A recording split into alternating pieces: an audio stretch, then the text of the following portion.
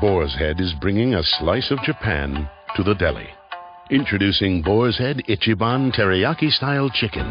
Tender, slow-roasted chicken breast, coated in our signature teriyaki glaze, where ginger, garlic, and a hint of brown sugar meet for a flavor that's both sweet and savory.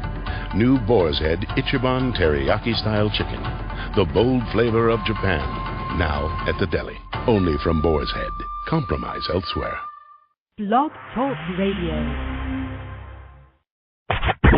Here we go.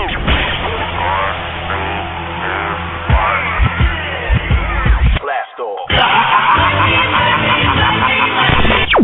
This is True Capitalist Radio. True Capitalist Radio.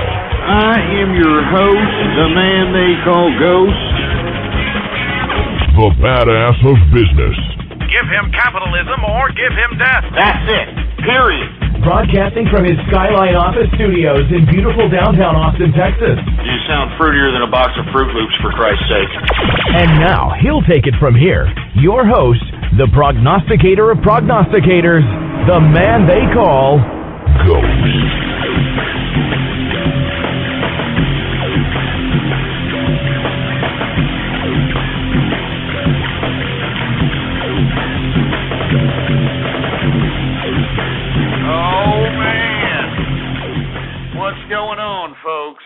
Lots of things to talk about. I want to thank everybody, first of all, for tuning in with me live or in the archive. Of course, folks, if you're listening live to me, with me, this is episode number 49. I'd like for you to please retweet the broadcast if you could. Spread it around like wildfire, all the social networks, everywhere that is available to spread the word about the True Capitalist Radio broadcast. And, of course, the link to have everybody to follow is blogtalkradio.com/ghost. All right? blogtalkradio.com/ghost. All right? Retweet that. Have other people tweet it. Tweet your asses off out there. Remember that this show is pure word of mouth. We're not advertising this out here.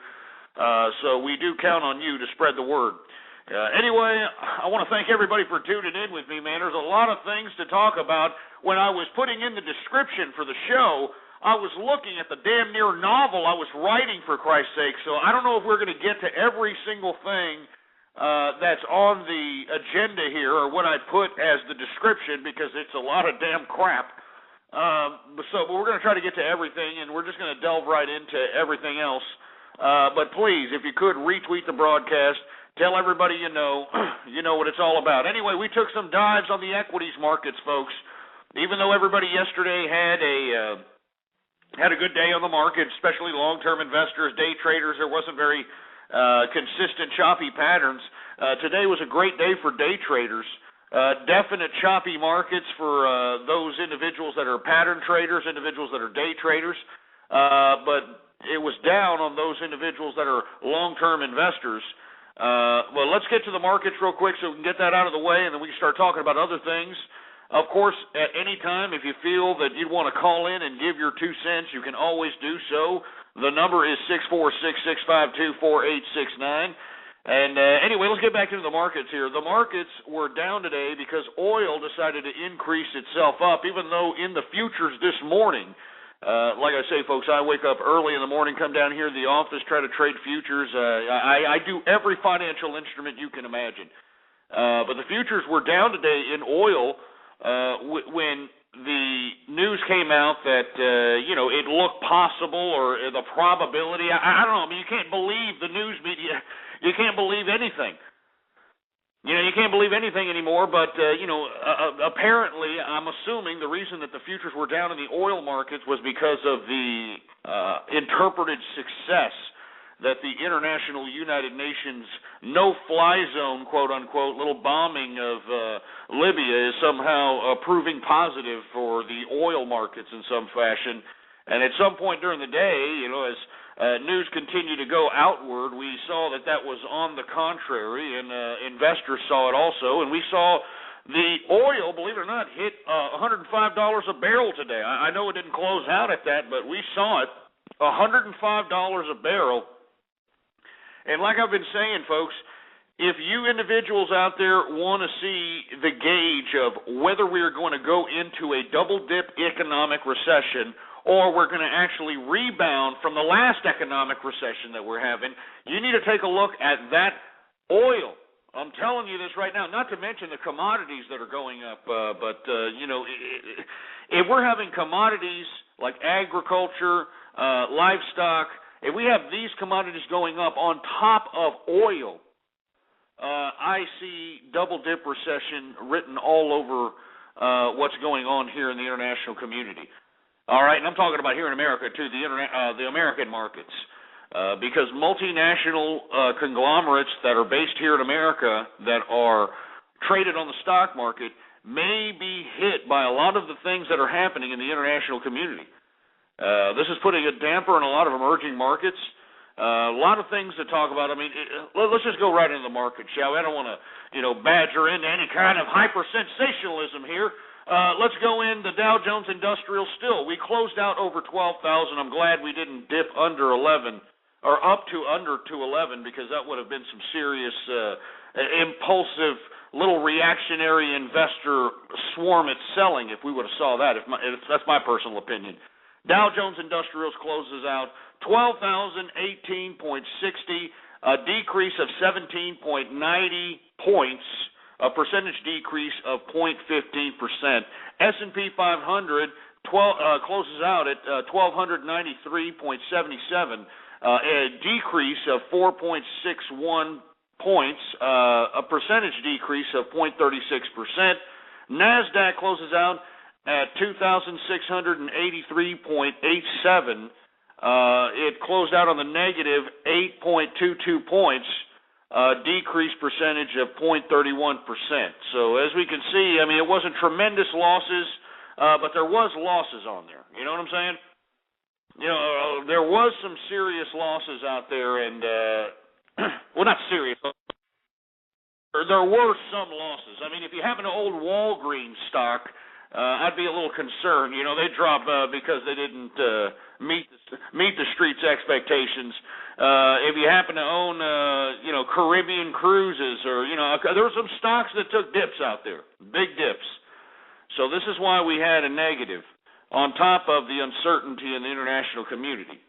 But let's go right into commodities, folks. Commodities, we've got the Brent crude finishing up on the plus side once again. And Brent crude, for all you folks that want to keep track of commodities, Brent crude is the crude oil that is shipped out to Asia and Europe. The WTI sweet crude is the oil that's consumed by North America and the United States. But Brent crude is up $115.88 a barrel. That's an increase today alone of 92 cents, a percentage change of 0.80%. So we're seeing, increases on oil all around. Energy prices are going up.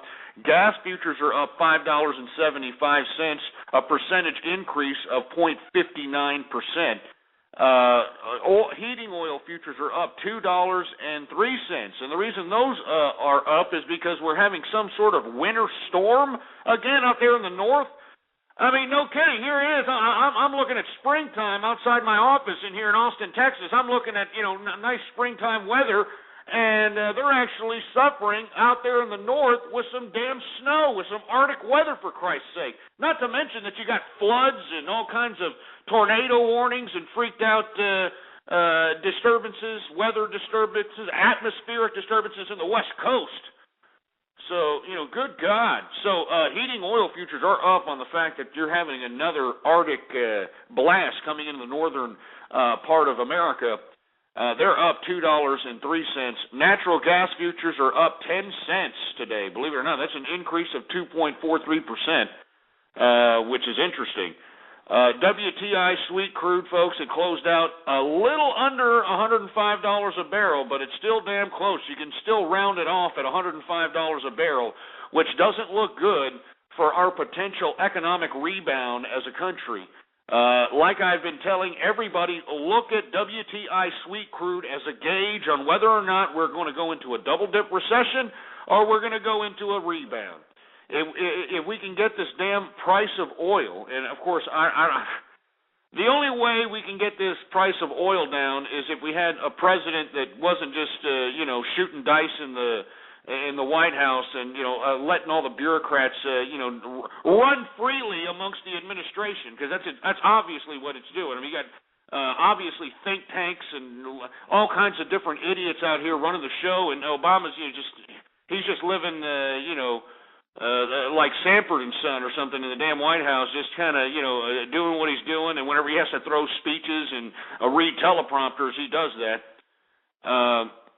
But if we want to bring this oil price down, right now it closed out at $104.90, so you might as well round it off to $105 a barrel, all right? It increased today of $1.81, $1.81, an increase. Not to mention that our country, the United States, went into Iraq. And I've said this time and time again. I even said this when I was a goddamn conservative. We were in Iraq. A lot of men and women lost their lives, not to mention were dismembered, disfigured, suffer from ailments because of this theater of combat. And the whole purpose of us not only going into Iraq, but the whole selling point was that the oil was going to pay for the deficits. Now, unfortunately, the Iraq war has left us with so much deficits that this is what's depleting. I mean, that amongst a bunch of other crap, but the Iraq war is a pretty big percentage of that deficit. We are held with the bill here as American citizens. This is why our dollar has been depleting.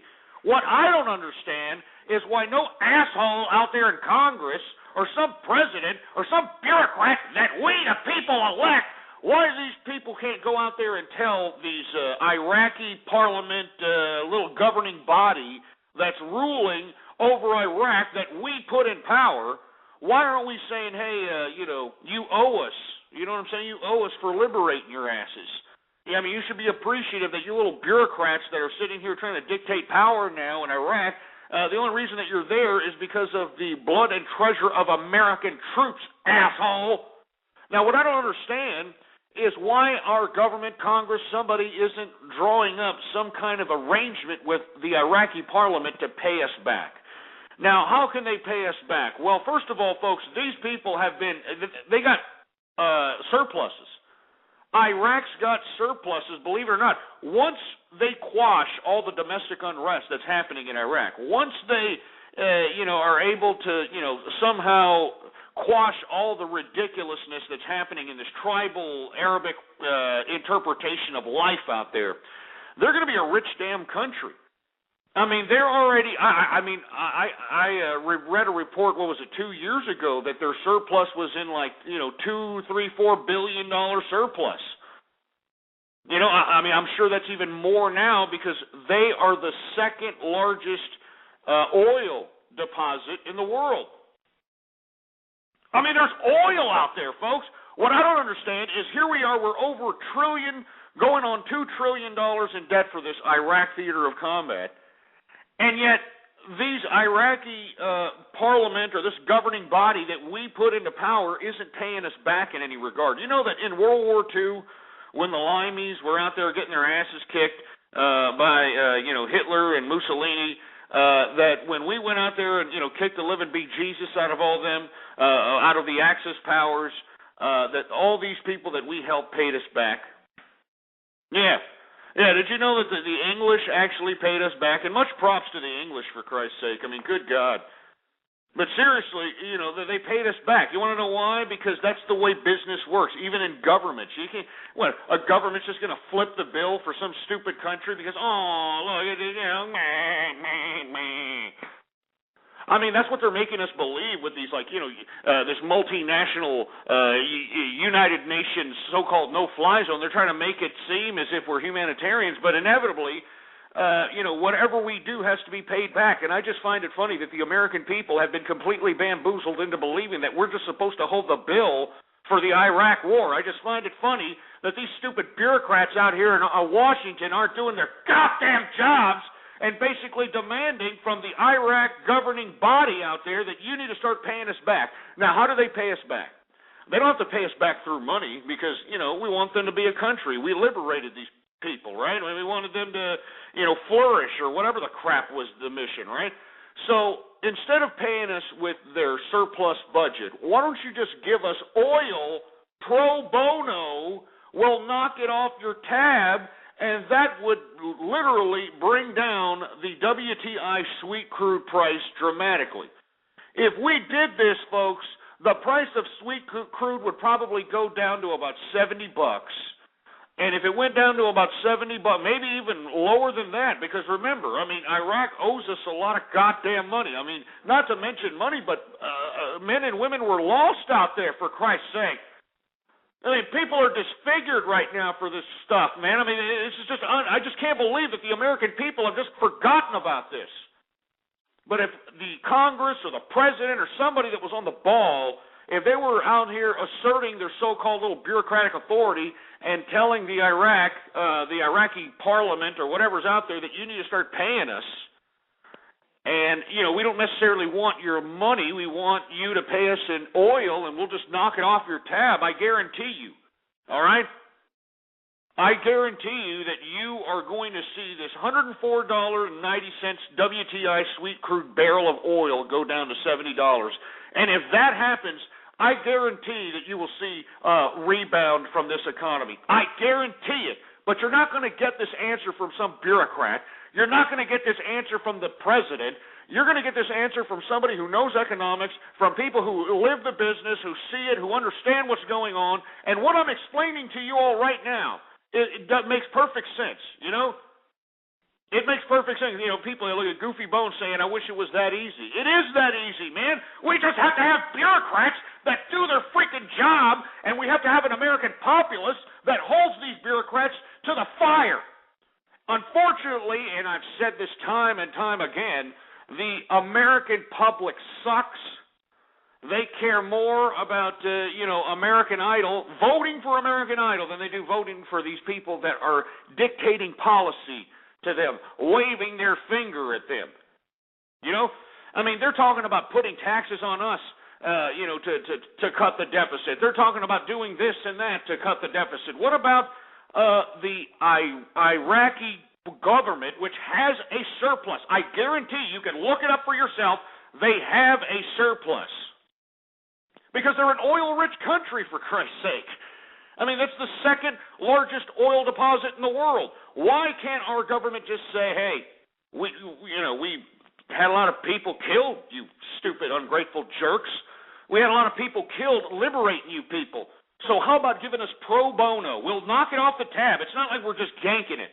So if anybody tries to criticize us that we're just ganking the oil from these people, that's a lie, because we'll knock it off the over almost $2 trillion that the Iraq war cost.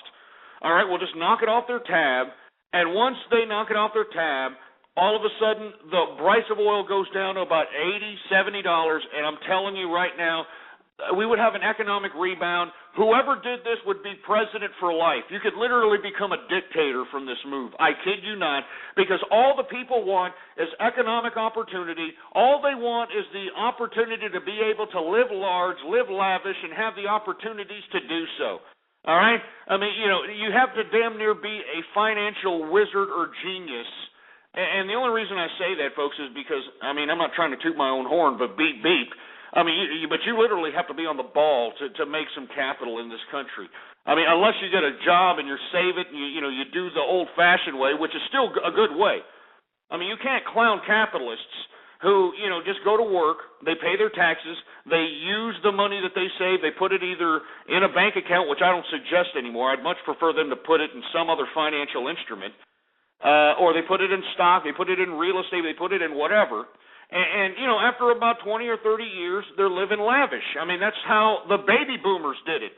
And not to mention, that's how the baby boomers did it. The baby boomers had job security for 30 or 40 years at the same job. The unfortunate part about it is we don't have the economic landscape to do that anymore because, the baby boomers sold everybody out, And that's what the youth needs to understand, man. You need to understand this when you're out there in college. You get out, you look for a job. There ain't nothing out there but being a barista at a goddamn Starbucks, even though you paid about $80,000 for this piece of crap degree. All right, you need to start thinking that. You understand, well, why is it so hard for me to get a job when I was supposed to be, I did what the system told me, and all I can do is become a goddamn, a book assistant at Borders, which is going out of business, by the way. Well, not going out of business, but they filed for bankruptcy, so a lot of them are closing down. I mean, good God. Anyway, I'm sorry to go off on that tirade about Iraq, but I think that everybody out there should be writing their stupid piece of garbage, power-hungry, autocratic congressman and the president and everybody and saying, hey, what about, collecting from the Iraqi governing body that's getting surpluses on selling their oil at these high prices on the world market? Because how are you thinking these people are getting their surplus? What, they're just printing up money? No. They're selling their natural resource, which is the second largest oil deposit in the world. They're selling it on the world market at these high rates, even during 2008 when the goddamn barrel of oil went up to $150. They were selling it. This is why they have big surpluses. This is why they have so much money, for Christ's sake. And, what I don't understand is why aren't the American people? This is why I always say that the masses don't deserve the right to vote. I'm sorry. The only way that you deserve the right to vote in a true democratic capitalist society is if you're just working and paying taxes, or a business owner paying taxes, or an independent consultant, whatever you're doing, as long as you can show at the voting booth some kind of a W-2 form that proves that you are an actual contributor to the system that is controlling this certain geopolitical area, you should be the exclusive party to make the decisions or make, voting decisions on this government. I mean, that's just how I personally feel, because I'm sure if capitalists, and I don't care what you are, man. You see, this is what these dumbass, leftists like to make you believe, that capitalists don't care about anybody but big, fat, bloated businessmen. That's garbage. All right? Let me tell you something. A true capitalist is somebody that isn't going to be some spoon-fed, big brother government titty-sucking piece of garbage. And I don't care if you're cleaning shit bowls. I don't care if you're cleaning enema bags for a living. I don't care if you're digging ditches. I don't care what you're doing, man. As long as you're getting paid to do it. I mean, you deserve a hell of a lot more credibility than everybody else. I mean, don't you believe that? I mean, come on. I mean, don't be a leftist about it and, have your brain being taken by political romance. That political romance has already been proven wrong. I mean, don't you believe that because you contribute, because you're out here working, no matter what you're doing, that you should go out and have a bigger contribution or have a more of a level of political authority since you're the one bankrolling this whole crap, Anyway. I'm going to go on and continue on. I've been babbling here. I'm sorry, folks. I'm just really strong on this oil situation. I know for a fact that if we go over a certain price, there's going to be a recession again. You're going to see Poe in the streets. And, I don't know if you remember, folks, in 2008, that humongous mob scene. You had half the city of Detroit, Michigan, trying to get into one building so that they can get some government cheese or something. It was disgusting. And if you don't believe me, you can either find it on one of these video portal sites, or you can probably find it on my blog, because I did blog about it in 2008, 2009. It was a disgusting disgrace, and we're going to see more of these types of episodes if we see this barrel of oil go high. Mark my words, man. Mark my words. Canola, and not to mention, folks, we're about to go through the agricultural prices, and you notice that they're all on the plus side again. You're going to notice that they're all going up, and this is not going to fare too well, because you have to think that not only are you paying more money to, first of all, get places, whether it's to the store or to your job. Well, the individuals that are shipping, the manufacturers or the producers that are shipping out their products to the distribution areas, they've got to pay higher prices, to get that commodity or that product shipped there. Not to mention that, there are certain manufacturers and textile machines that utilize fuel to run. I mean, there's a lot of things that factor into the oil price. This is why I'm saying this, and I'm so serious about it when it comes down to this barrel of WTI sweet crude. We continue to see it go up. If I were all investors right now, I would head for cover, try to save capital, try to hedge, try to do whatever it takes, because it's not going to look pretty in America. I'm not trying to be a hyper-sensationalist, but seriously, listen to the amount of money we increase every day in agriculture, all right? Every day in agriculture we're seeing increases. So not to mention, are you paying more for the crap to get shipped there? You're paying more for the crap. Canola futures up 60 cents today, a change of 0.10%. Cocoa futures are going back up because, they're going under some armed civil war in the Ivory Coast. I know I've been talking about this for the past several months, but it's starting to really get serious. That's why you're seeing cocoa futures up $74 today, an increase of 2.32%. So that's going to affect all you sweet tooths out there that like to shove a couple of candy bars up your funnel. Coffee has gone down after being at all-time highs. It has really increased within the past couple of weeks. It's finally decreased to $3.55, percentage decrease of 1.28%.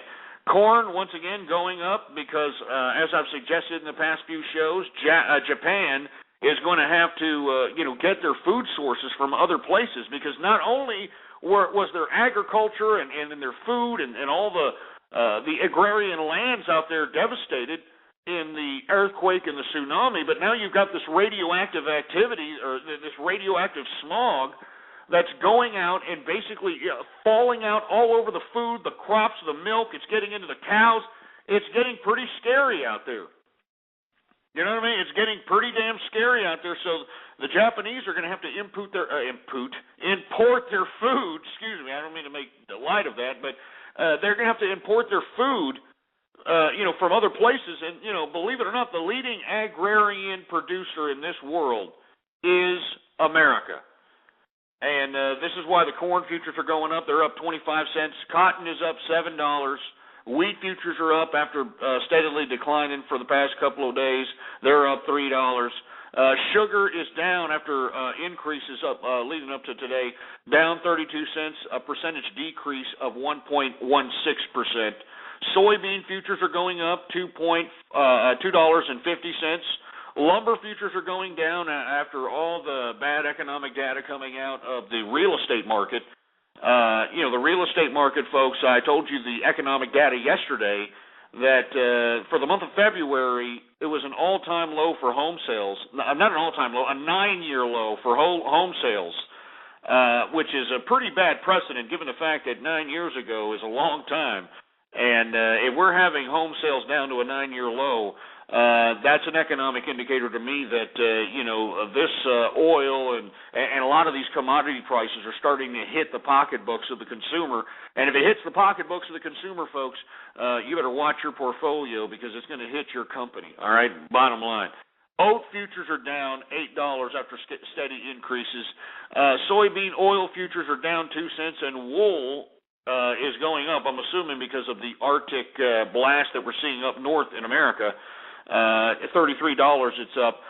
Once again, folks, metals, I've always been bullish on metals. If you're a metals trader, whether it's the futures or whether it's trading ETFs, stocks, this has been one exciting area to be trading in because of the, level of volatility that happens in these markets, not to mention the steady gains within these volatile moments.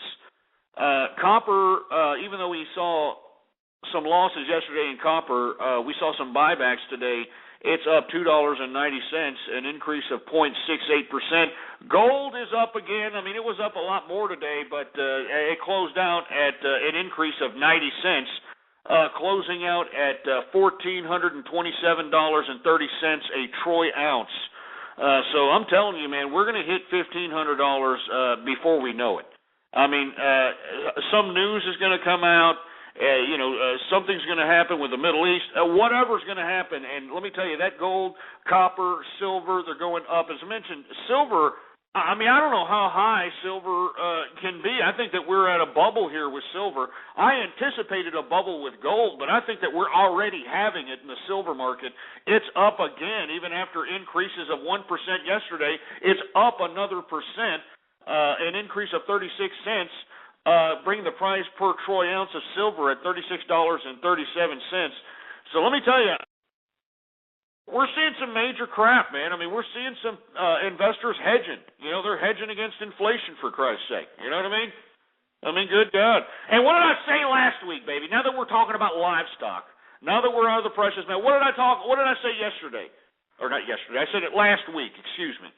I said lean hog futures, baby. All right? However you can invest in them because they're going to go up, because the Japanese people are going to need some of these, some of these things to eat. I mean, they got radioactive elements in their food, for Christ's sake, and hogs, pigs is a big element in the Japanese diet, amongst beef too. That's why we're seeing increases in beef, but hogs especially, because hogs have been at a fairly decent point in price. I mean, that's why you haven't heard too many people say, it costs a lot of money to get a goddamn ham sandwich. Now it's going to start costing you, folks. We have seen steady increases ever since I was bullish on hog futures, because why? All the investors understand my sentiment and understand the fundamentals. It's finally good to see that some investors are actually thinking fundamentally here, not impulsively. But lean hog futures are up 37 cents, an increase of 0.37%, closing out at $101.35.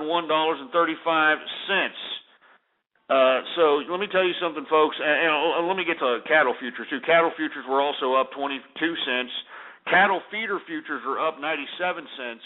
So once again, if you're paying a lot of money for a ham sandwich, or you're paying a lot of money for a cheeseburger, it's because of the increase in demand. Not to mention that you've got the Japanese situation happening, and these people need to be fed. Their food is just completely radioactive. I think it's very dangerous. I think it's very dangerous for those folks, and my heart goes out to them. But at the same time, I would like for them to please, figure out. Get one of those damn dancing robots that they can play violin that they're always, plugging at these damn tech shows, and have one of them go into one of those nuclear reactors and do something, for Christ's sake. I mean, it's affecting America. You know what I'm talking about? I mean, this is why I ask everybody who's living out there in the damn West Coast if they're having acid rain out there, because I know it's raining. And I know that there's radioactive activity, coming in from the Japanese, radioactive smog. So, I mean, I'm just asking, what the hell's going on, man? I mean, are you noticing different discoloration in the rain? I would strongly advise folks that are in the West Coast, take some of that water, put a glass out there when it's raining and see what's going on. I'm not trying to be a hyper-sensationalist, man, but radioactive activity is not a joke. It's not. It seriously is not a joke. Anyway, that's the markets for your ass, folks. We're going to talk about a whole bunch of subject matters, but I want to hear from you, 646-652-4869. Another reason why we see stocks sliding, folks, is because of this European debt crisis. Oh, yeah. And what have I been telling you about these damn socialists?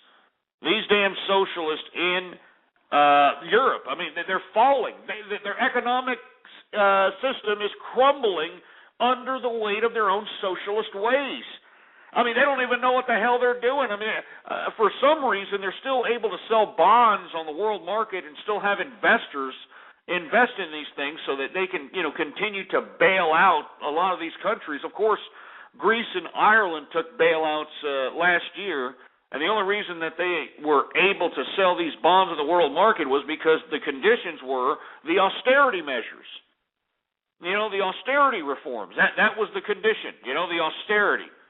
But, of course, folks, we're still seeing, acts of violence and acts of protest, if you will, out there in Greece. They're throwing Molotov cocktails whenever they feel that they're pissed off about the austerity measures. Ireland, of course, is also going through its turbulence. Now we've got another country to add to the list, folks. I want you to keep your eyes on Portugal. That's right. I want you all to keep your eyes on Portugal within the next couple of weeks, because we could start seeing some of the same things that we saw in Greece and in and maybe in Ireland. I mean, Ireland, they weren't really too obnoxious. They were just kind of out there, yelling like a bunch of redheaded drunkards. But at least they weren't out there, throwing Molotov cocktails and looting the streets like they were in Greece. But be expecting episodes of unrest in Portugal, folks. I'm not joking. The government may lose complete and utter credibility because they were able to negotiate a bailout with the European Union, but a part of that bailout requires austerity measures in Portugal. And in my opinion, I don't think Portugal is ready for these austerity measures because socialists make their population dependent on the government. And when the government says, well, we can't do it no more, I'm sorry, we can't do it anymore, they get pissed off. I mean, they start killing people. They think it's a right. They think it's their God-given right to just exist on the planet and have the government just feed them, clothe them, house them, just do everything for them. That's what they honestly believe. And when they come to the realization under these austerity measures that have to be implemented or else their damn country is going to, fall off the brink of economic credibility and possibly be on the brink of chaos, these people they're sick, man. I just don't know what to say. I mean, what the hell's going on out there in Europe, man? I mean, I understand, hey, it was fun, the whole socialist garbage, the whole living like, some pompous-ass, loser. Hey, that was a great ride. Now you're going to have to go back to work, son, all right? Now you're going to have to do things that, capitalists do, and if you don't like it, well, then you're just going to have to be pushed aside to the riffraff of your society. And you see, people don't want to do that. They don't want to make the initiative. Why do you think people become so psychologically disturbed that they do and implement this civil unrest out there in these countries? Because they can't believe that they're going to actually have to rearrange their already interpreted way of life. This is why socialism is very dangerous, because it doesn't work. All right? It doesn't work. It makes a mass amount of populace stagnant, and it doesn't give them any kind of ambition or any kind of motivation to be creative, innovative, nothing like that, nothing. And it's horrible. It's disgusting. And I want everybody to keep their eyes on Portugal, because the government may just collapse. I mean, they're about to collapse on these austerity measures. People are losing confidence in their government because, you're going to take away my socialism from me. You're going to take away my socialism, you fucker. Yeah, I mean, they're upset about it, folks. No joke. As a matter of fact, let me go ahead and crack open a beer. I want to hear from you. What do you think about it? I mean, isn't the whole world going to hell in a handbasket, for Christ's sake? I mean, you might as well keep drinking. All right, if you were an alcoholic at one point in time and you're trying to put yourself on the wagon because you think it's, going to win you brownie points in the next life or something, you might as well just keep drinking. I mean, look at all this ridiculousness that's happening throughout the world. I mean, whether it's natural disasters, whether it's imbecile mass populations going apeshit because they can't get money from the government anymore, if it's not a cultural clash of civilizations because of primitive ideas and religions and all this other it's garbage, man. It's utter garbage. I mean, we live in modernity, for Christ's sake. We're living in modernity. We shouldn't have to be continuously entertaining these primitive concepts. Do you understand? We shouldn't have to be entertaining these things because they're primitive. They're from primitive man. Do you understand what I'm saying? I mean, we are in the points where we should be going out and exploring new worlds. We have the technology to do so many things, and yet what are we doing? We're sitting here playing with our schlong heads, going to war with each other for primitive concepts. It really makes me sick, man. You know what I'm talking about? It makes me sick to my stomach.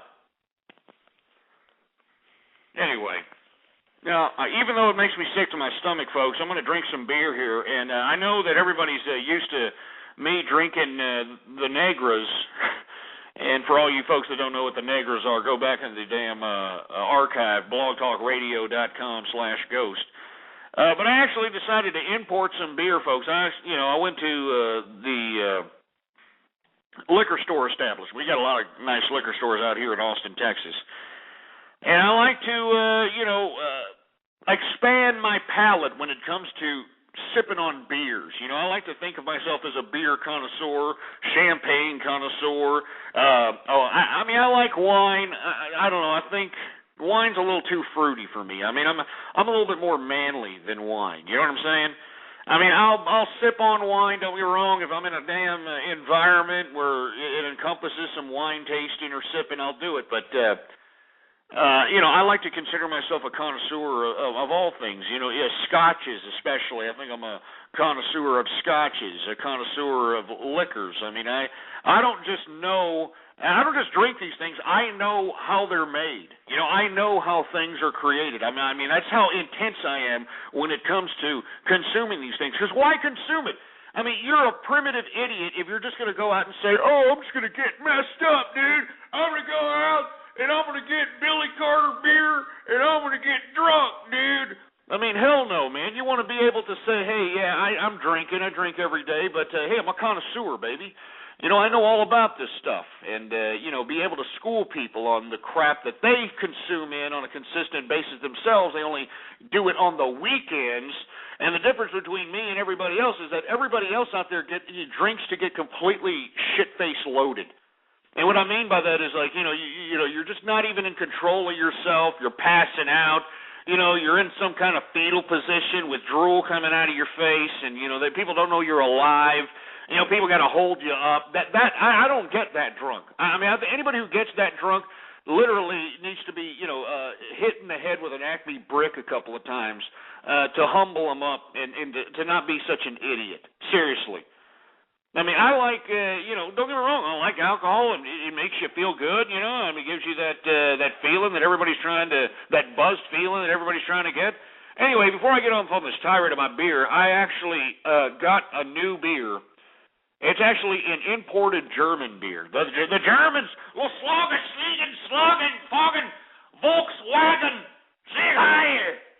Yeah, the damn Germans, believe it or not. And the reason, I like the German beer. German beers actually have the same twang to them all. They're pretty potent. This is a lager beer.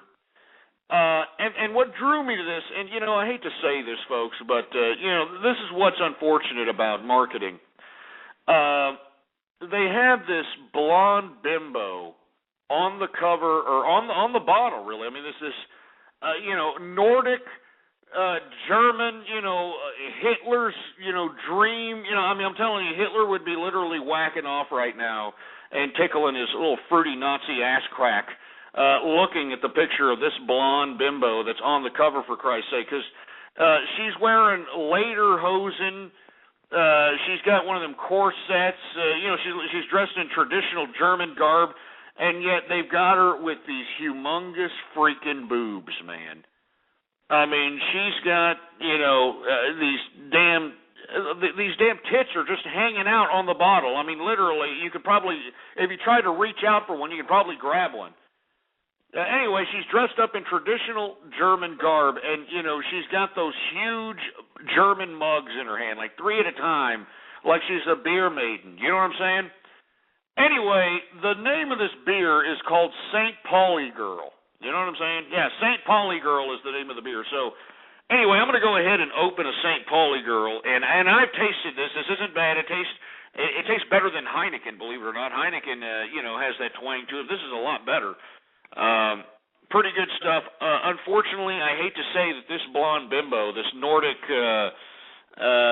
blonde, beer wench, it just lured me to the goddamn bottle. I'm ashamed of it, and I'm sorry, but it's a good beer. Bottom line, it's a good beer. Anyway, here we go. Gotta get one of those damn bottle openers for this one. Anyway, let me go ahead and take a sip of this. This is some good stuff. Cheers to everybody out there who's listening to the True Capitalist radio broadcast. I want to hear from you. Give us a call, 646-652-4869. What do you think what's going on here? Isn't the world going to hell, for Christ's sake? Once again, before I move on and take any calls, I want everybody to remember to keep your eye on that damn Portugal, man.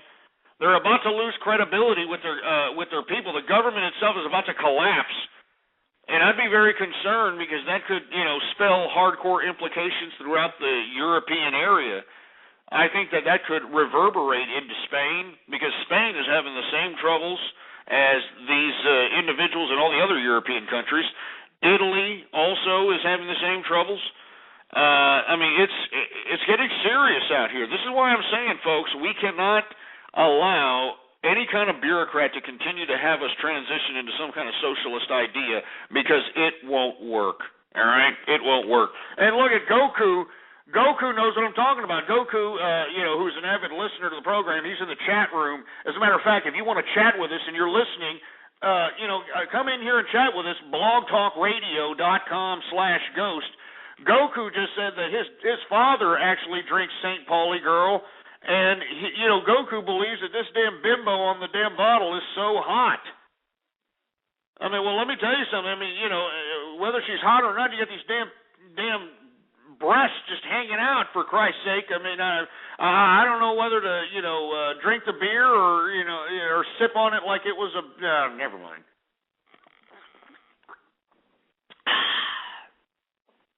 Some good stuff right there, man, I'm telling you. Really good German beer. Not bad at all. Believe me, I drink. I'm a fan of St. Pauli Girl, not because of the later hosing beer witch bimbo on the bottle, but because it's an actual decent beer. Not bad. Good stuff.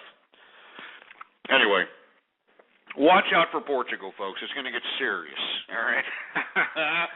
Anyway, not to mention we got this no-fly zone still being implemented by the United Nations, and of course they're utilizing the United States as the figurehead, of conducting this whole military operation.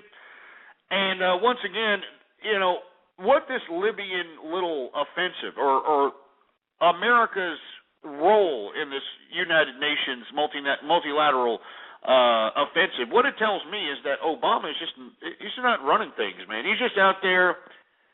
He's lucky he got himself into power because, look, everything that he has done has been complete opposite from what he said he was going to do. And what makes me sick is that everybody who was out here in 2008, and man, let me tell you, you can go back in the archive. They were out here calling my show. As a matter of fact, I'm sure they were in your family. I'm sure that you had people in your family during holidays, during that time of that 2008 election. You had, these young people and these imbeciles. Oh, yeah, go vote for Obama. It's going to be great. And, he's going to implement change. And where are these people at now? You know what I'm saying? You've got people defending this incompetent president. And look, I'm not trying to make fun of him completely. He is our president, but this has got to be one of the most incompetent presidents of all time, man. This guy is out of the loop completely. It's obvious. It's completely obvious. You've got the State Department doing their own thing. You've got the Defense Department saying another thing. You got the president telling us another thing. It's just disgusting. It just goes to show you that we're seeing an internal struggle. And I've alluded to this, what was it, a couple of years ago. I alluded that, Hillary Clinton is positioning herself for a 2012 presidential bid. And I guarantee you she may win it because she is doing more work out here. And I'm no Hillary fan, believe me. I'm not promoting Hillary Clinton out here. But she's the one out here conducting all the diplomacy while Obama's over there just kind of, taking trips and making NCAA brackets, playing golf. This guy's just, completely out of the loop. He seems to me like, and I hate to say this, man, but, he's just the quintessential stereotype of what people see as, ghetto America. I hate to say that. I remember when Bill Clinton and Hillary Clinton during the, I think it was the South Carolina primaries, when they were running for president, the South Carolina primaries, they tried to turn Barack Obama into the ghetto candidate. And I remember covering that at that, particular time. And I criticized the Clinton administration for, bringing up that kind of racial divide in the political debate. And but now, I'm starting to believe now that maybe that was a legitimate thing to interpret or take into account when, putting your vote for this guy. Because, I hate to say it, but he seems to me like he doesn't care. He's just, doing whatever he's doing. He's out there. He's like, yeah, I'm just living life, baby. I'm just living life. Hey, they elected me president, baby. It's all good, man. It's going to have to take it, baby. You know what I'm saying? I'm going to go out and take trips, baby. I'm going out. I'm getting hot tamales dancing in front of me, baby, and White House dinners, baby.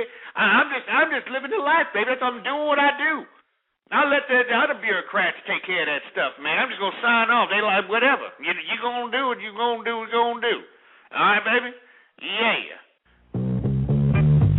Yeah. Good junkyard America, baby.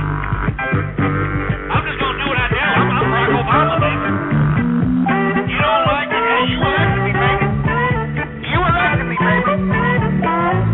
Yeah. You know what you were getting into when you elected me, baby. Yeah. Woo.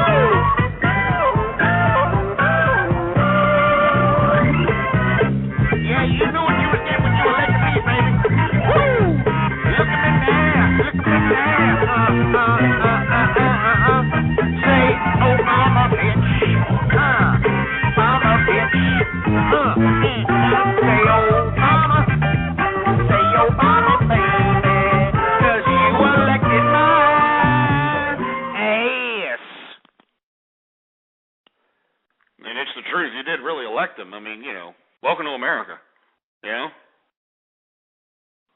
So this is why I make the argument that the American public, the general American public, doesn't deserve the right to vote, and this is my opinion.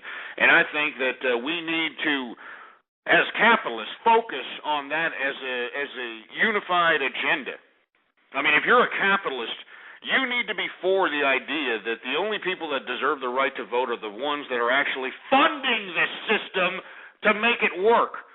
Because the ones that are funding this system, i.e. the taxpayer, are going to have a little bit more consideration when choosing these ridiculous power-hungry bureaucrats that are in Washington that are doing nothing. These people are spending somebody else's money. That's why they don't care, for Christ's sake. And they don't care because you don't care. You don't care. Out here shoving, food down your gullet like a damn garbage disposal. You're out here tickling your ass crack to Dancing with the Stars and all this ridiculous garbage. What we should be doing is understanding. We need to get that little noggin that you got going on between your shoulders and spark some synapses in that brain.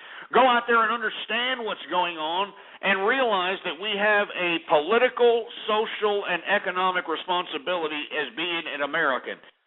And if you are going to absolve yourself from that economic, social, and political responsibility, well, then you don't deserve the rights as everybody else. If you're going to be one of these people like, I don't care, baby, I'm going to collect my government cheese, baby, I don't care, baby. Yeah, I don't care. Anyway, 646-652-4869 is the number to call here. Let me take a drink of this St. Pauli girl. Good God, with this damn bimbo with his tits in my face here every time I look at this damn bottle. Is this necessary? The beer's good. But then again, I started thinking to myself, what beers don't have chicks on it? You know what I'm saying? What beers don't have chicks on it? Not to mention, what beers have dudes on it? And the only beer that I could think of that has a dude on it is Sam Adams, and only douchebags drink Sam Adams. Let's be honest. I know the guy. I like the owner of the company, all right? He looks like he's having a great time. He looks like he's living large. He's out here, hey, I'm having the greatest time. Believe me, I believe it. I believe it when he says that he's doing what he wants to do. The guy's always drunk. He looks like he's always sipping on his sauce. It's great. But my personal opinion, man, I don't care how much hops you're putting in there. I don't care if you're, having Rumpelstiltskin piss in the bottle and it'll turn your insides into, peeing gold pellets. I don't care what you put in there. That garbage tastes like crap. I'm sorry. I just do not like Sam Adams. And, in my personal opinion, it's just a douchebag beer. Everybody who drinks it is the quintessential douchebags, the same douchebags that killed the guitar, the same douchebags that, shove these Ed Hardy shirts in our faces. You know what I'm talking about? The same douchebags that, believe that, they're not gay and they still watch Glee. These douchebags. These tools, for Christ's sake. You know what I'm saying? It makes me sick. So, I really don't, Yeah, I mean, hey, people are asking me, I've seen the St. Pauli girl bottle. She's got some nice tits. Aren't those nice tits? And that's not right to be saying in front of ladies here, but I have to say, that I don't know, if this was an artist that drew this, I mean, this artist deserves some kind of media credibility, or it's got to be one of the greatest artists of all time or something. If this is an actual bimbo, who is she, and why are we being forced to watch these skinny twigs on the, whenever they have a little runway model show when it comes to these Victoria's Secrets? I'm sick and tired of seeing Victoria's Secrets and a swimsuit issue. I'm sick and tired of seeing these twigs, these twiggy-like bimbos, that are skin and bones, for Christ's sake. I mean, that's not natural, fools. All right, I mean, I know that all the guys out there are trying to seek after these types of bimbos that are, have these new bodies that they're trying to shove down their throats now, like in the swimsuit edition and what was it? The Sports Illustrated swimsuit edition is what I meant to say, and this damn Victoria's Secret's model show. You know what I mean? Why are they shoving these skin and bones down our throats? You know what I'm saying? I guess that's why I like this little St. Pauli bimbo, this beer maiden, beer wench bimbo on this bottle here, because she doesn't look like some twig bitch that is just an unrealistic version of what women are. I mean, women can't. Why don't people understand that women aren't naturally that thin, man? All right, Gwyneth Paltrow, I read somewhere, and she's a thin broad. She's always keeping herself thin. It came out that she's got some kind of a bone osteoporosis kind of thing that's going on with her bones, and the reason is because they're crediting, according to the article, of course, this is all alleged. I don't know if this is true, but according to the article, they're thinking it's because of her, vegan diet or her the way she eats food, or however she's keeping that unrealistic figure that she's kept up for such a long time could be a contributing factor on why she has this bone disorder that she's pretty young to have at this point. That's why I'm saying, all the guys out there that look at these damn swimsuit, Sports Illustrated, and you look at all these, just anything that you look at nowadays, they're trying to sell you these twiggy chicks, man. You know what I'm saying? I mean, they're trying to these chicks. They're just unrealistically thin, and it's just not possible. I understand that we have to get to an appropriate weight. You know what I'm saying? I'm not saying that we should be banging fatties and just saying that that's just somehow should be the way of the land. I mean, of course, to each their own. Or we should be banging duffs. And for you people that don't know what duffs are, that's the designated ugly friend. The duff, but what I'm saying is that you idiots that are going out here for these bimbos that, are trying to look like these bimbos on TV, it's just unrealistic. All right, that's their trap. All right, once they get you and you got any kind of cash, they're going to hold you down to 50%. And, all that hard work and labor and capitalizing you did just went into this bitch's pocket because you thought that she was going to be one of these, swimsuit edition bimbos for the rest of her life, which it isn't possible. I mean, why don't you look at all the damn models of the old? Why don't you look at all the models of old and take a look at them now, for Christ's sake? You know what I mean? They look nothing, except for Raquel Welch. But I don't know how to explain that. But everybody else sucks. I mean, they're all ugly-looking, disgusting, haggard bimbos. that have no business continuing to think they're sexy. You know, that's another thing I hate, when you got these models and these bimbos that were, so praised for being, prize pieces out here, that once they get old and used up and, sagging like everybody else, we're supposed to continue to anoint them with this kind of credibility that they're so beautiful. No, they're not, all right? You're an old, used-up piece of trash. Just get used to it. You know what I'm saying? Anyway. No, I understand. I'm not trying to make fun of fat people. Somebody's saying that, back in the early times, it was actually considered beautiful to be fat. Believe me, I do understand this. I'm just saying that for those that are going to argue that, I don't want to go out and, do anything under the standard of what's being portrayed on the television, I beg to differ and say, hey, maybe you should reconsider your choosing of women, in my personal opinion. All right. Anyway, 646-652-4869. We're going to take a call here. We're in the second hour of the True Capitalist Radio broadcast. And, of course, I am your host, the man they call Ghost. And once again, folks, if you're listening live, please retweet the broadcast. All right, blogtalkradio.com/ghost, and let everybody know what's going on. 727, what's going on, man? Hey, Ghost. Hey, man, I saw Sprint today. What a day for you, man. Yeah, I popped right back up. And just to give your listeners an idea of the power of options, between the time I bought my Sprint option yesterday and I sold it today, Sprint itself went up 4%, all right? The stock itself, Sprint, went up 4% at the point that I bought my option yesterday and the point I sold it today. But my option went up 18% over that exact period of time. So I banked 18% when I bailed on it today in 24 hours. So that's a good hit there. I mean, that was an excellent call. I mean, you said it yesterday. It's on record. Pretty good call on that Sprint deal, man, because it took a beating in yesterday's market.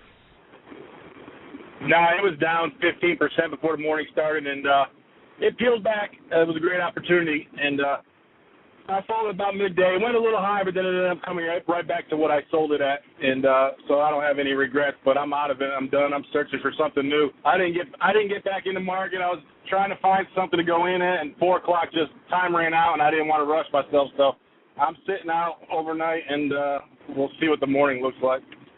Yeah, definitely. And not to mention that we're dealing with this helter-skelter market again.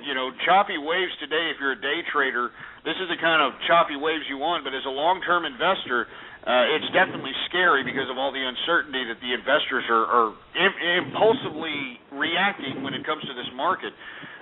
This is why, you really can't make these late-day plays anymore. If you happen to be a trader or somebody, I mean, you'd want to buy in the morning or sometime before lunch, because in the afternoon, these guys go nuts, man. They're just ridiculous, you know what I'm saying? Right. Nobody knows what to do right now. Nobody wants to get bold in any direction. And if you can find something that looks like it's been beaten down too low or or it's been propped up too high, it's a good thing, a good stock to look at, just because everything seems to be coming back to flat, I guess, is so to speak. And I think that also we're going to start seeing the actual separation from the weak from the wise. Companies that can withstand an economic recession in America, or those that we can withstand the obstacles that are put forth in the international business front. I mean, we're going to see a lot of curb in production in a lot of different electronics and cars because of this Japanese earthquake situation. So once again, we need some of these people out here in America and elsewhere across the globe to start investing in companies or giving companies more capital. We need venture capitalists to go out there, and this could be a good opportunity for expansive growth for American companies or potential American corporations or budding American ideas. But I'm concerned as an investor and as a day trader, mind you, the price of oil, man. If that price of oil continues to go up, I think that we could see some serious problems here in America. And I'm not just talking about, the already acceptable unemployment rate of like 9, 10, 12%. I'm talking, dramatic layoffs, government cutting especially. You combine the privatization retraction that will happen with these oil prices are sustained at high levels for a long period of time. You got to think about also the government chopping that's going on. It's going to lay a lot of people off. So and not to mention they're going to start cutting a lot of these entitlements. So I just don't like what's going on. I would much prefer to see the barrel of oil to come down to about $70, $80, $90, so we can actually fulfill this economic rebound. That's what's really prohibiting me from making any more stock suggestions or even investing in the long term on anything myself. Right. The commodities issue is the worst thing. I mean, you can't have a jobless recovery with commodities going through the roof. You've got 20% of the country out of work. There's going to be no recovery if they've got to pay more for their food and their gas and every other thing under the sun over the next 12 months. I mean, what you're going to have is a jobless recession, double recession come back in. It's a very scary time because of inflation pending. And it is, and I know the Federal Reserve is trying to calm, concerns down about that, but commodities are rising. And, you combine the commodities rising with the high oil prices, there's just no way that we're going to sustain any kind of legitimate rebound, even with another quantitative easing 3, if the Federal Reserve, decides to do that. I thought that what I was mentioning earlier by forcing our politicians to do their freaking job and to go out there and to force the Iraqi parliament to, pay us back the almost $2 trillion that we've spent in liberating these people, why don't they just go out and, give us oil pro bono so that we can artificially bring down the price of oil for our country to at least $70 a barrel? And that, in turn, would help by, providing lower cost for already rising commodity prices, transportation prices, airline prices, so on and so forth. But, of course, we don't have policymakers with, first of all, any kind of balls. Secondly, we don't have policymakers with that kind of intellectual curiosity. So I don't see oil prices going down. I thought that the whole military thing in Libya is just going to spur more unrest. We're already seeing it in Syria. We're seeing it in Yemen. The Yemenese government or the president of Yemen says that he's not going to step down, and if he does, it may be at the end of the year. He doesn't know.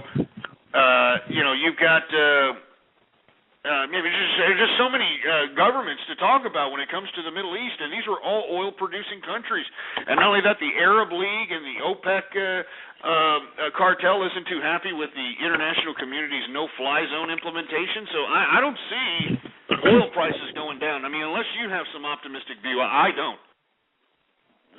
Well, I think a lot of the price of oil is in our own control. I mean, if we remove regulations and in one day Congress and the president can sign stuff that totally sends prospectors and everybody else crazy over the prospects of finding oil. I mean, it's totally. I mean, we're controlling the price of oil through our regulation, and a lot of it is set up to be that way. We know that Obama wants $5, $6, $7 a gallon worth of oil so that he'll get more support for his his little windmills and the other crazy things. But so I mean, regulation in general has to go away. At some point, they have to provide tax and regulation relief for the 80% of this country that actually knows how to do something. And if they don't do that, the 20% is out of luck, big time. And right now, and that's what we've been trying to say on this broadcast and other people, but they don't want to hear it. They just want to, they've been anesthetized with the socialist idea that, government has the answer, and as a matter of fact, it's the problem. Right. They think they're going to take more from the 80% to make the 20% better. They're out of their mind, and all they're doing is setting up the house of cards a little bit higher. Yeah, and we're going to be witnessing what's happening in Europe, man. I mean, what's happening in Europe is devastating countries, like old countries with histories that are thousands of years old. They're basically destroyed under their own socialism. And the reason socialism destroyed them is because you cannot sustain an economy on socialism. There's just no feasible way.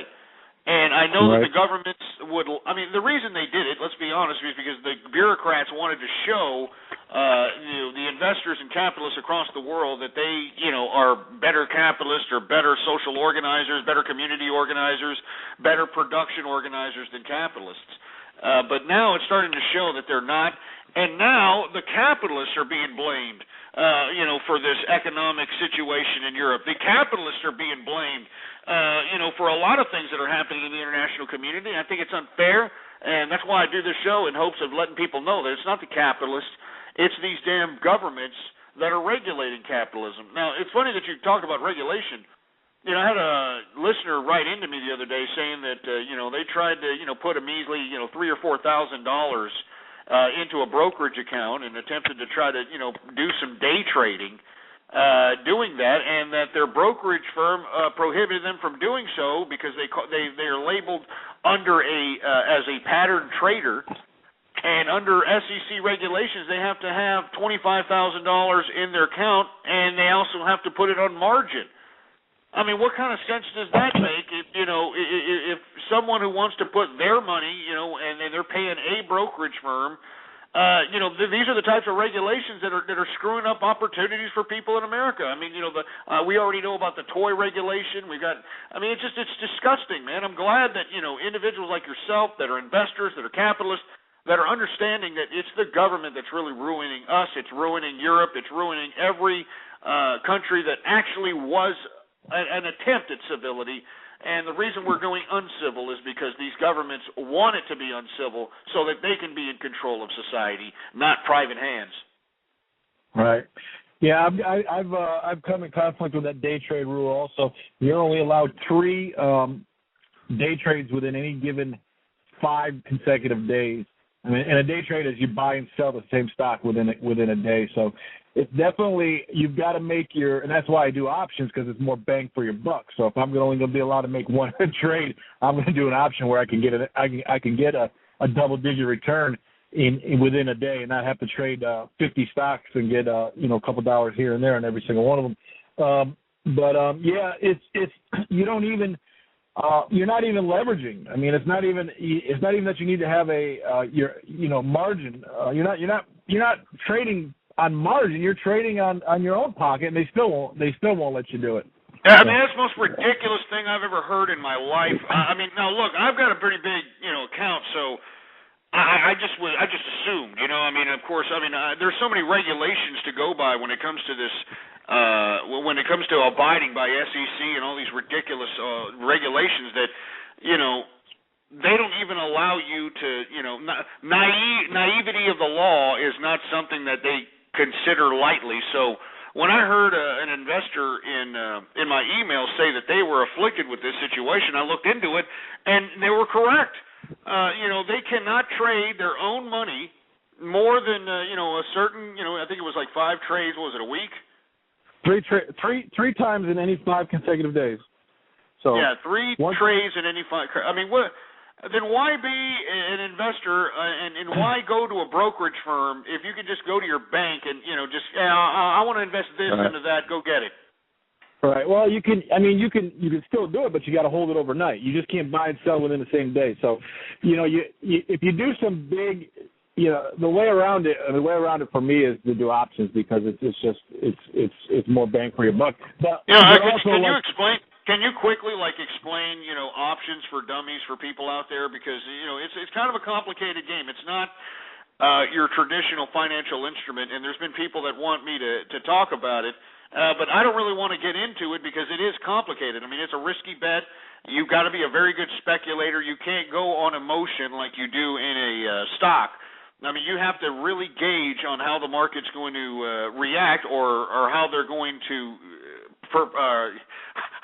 react to a given stock on a certain time frame. And the option is for you to actually purchase the stock at a given price at a given time Go ahead. I'm sorry. Go ahead. Yeah, at a future date. So let's say, the first thing you have to make up your mind is whether you believe that any given stock. You analyze the stocks like you do if you're going to regularly buy them to some degree, because you have to determine what stock you believe is going to go up or what stock you believe is going to go down. Which you would do when you would go to invest in a stock to begin. But once you made up your mind, I believe Sprint is way too cheap right now. I think it's going to go up. Then what you do is you go in and let's say Sprint's trading at $5 today. Well, you can buy an option that says, in the future, I want the right to buy this stock for the $5 that it's trading today. I want the right in August to buy Sprint at $5. Well, it's trading at $5 today. So you buy that right to buy Sprint in the future, and between now and August, Sprint goes to $7. Well, that contract that you have, you still have a right to buy it for $5, and Sprint's trading at $7 a month from now. Well, the value of the contract that you bought is worth a lot more, because being able to buy Sprint for $5 on August, the probability of that being a great deal has increased since the time that you first bought your contract. So you're really betting on the probability of what you bought coming true. So if you think a stock's going to go up, then you buy an option which is called a call. You buy the right to buy it at a certain price in the future. If you believe it's going to go down, then you buy the right to sell it at a certain price in the future. And from that point forward, the contract that you have goes up and down in value based on the probability of what you did increasing or decreasing. And that's pretty much how it works. What's the flip side losing bet on that coin? Well, the flip side is there's no underlying stock, so it wants the probability of what you bought. Because once the market realizes that the problem, you bought a stock at $5, you bought an option that says I want the right to buy Sprint at $5 in August, and between now and sometime in July, Sprint's trading at $1. Well, your option to buy it at $5 is worthless practically. Because Sprint, you could get. Why would anybody want the right to buy it for $5 when it's currently trading for $1? So your whole entire contract is worthless. You have the right to something that nobody wants.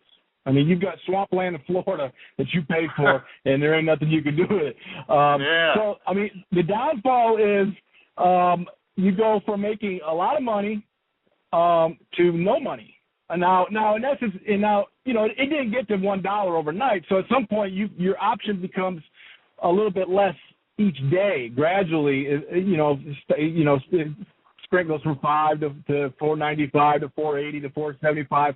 As it keeps going down, you've got an option to buy it at $5, and the probability of your option being valuable 3 months out is becoming a little bit less each day as the underlying stock is decreasing in value. So at some point you got to cut your losses, and you just got to sell it.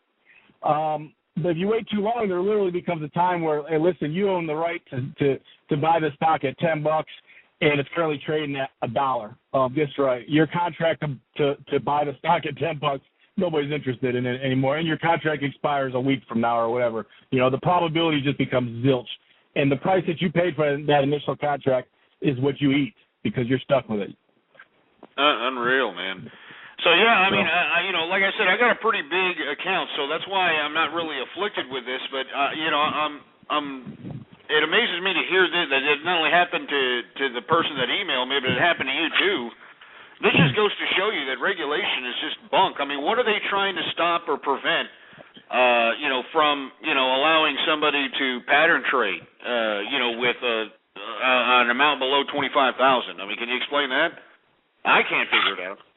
Well, no, that's just Congress being idiots because, we know that the financial meltdown wasn't, started by a bunch of guys buying and selling $100 worth of stock 2 or 3 times. So that's the government trying to do something that feels good, sounds good. Unbelievable, and it actually benefits the brokerage companies because then you're obligated, even if you're, a small-time investor, you're obligated to, pattern trade at $25,000 in the account. And some of these people that want to trade, they don't have $25,000 laying around, just kind of just throwing around everywhere. So they want to try to, get their $5,000, their $3,000, their $10,000, and they want to be able to do it too. And here you got regulation preventing, a private enterprise, private people from doing what they want to do with their own money. This is just disgusting, man. I'm surprised I didn't know about this. I was really upset when I heard that an investor was prohibiting from making money off of pattern trading. And let me tell you that, there is liquid to be made in day trading. I mean, major liquid. And that's the whole purpose why I do it. I don't necessarily do it for a living. I do it to get the liquid to relay into other financial instruments because that's what the purpose of day trade is just to get liquidity.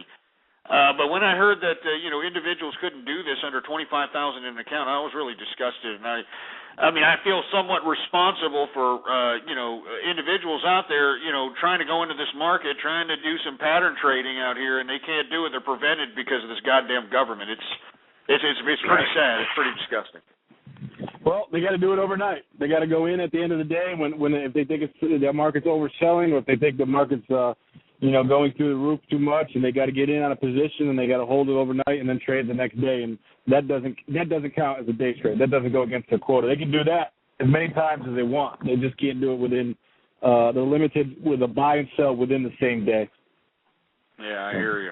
Wow, that's unreal, and it's really sad, man. Really sad. Anyway, man, right, I want to thank you for calling, man. And what a play! You deserve the credit on that sprint play, man. Excellent forecast, excellent prognostication, man. Much props.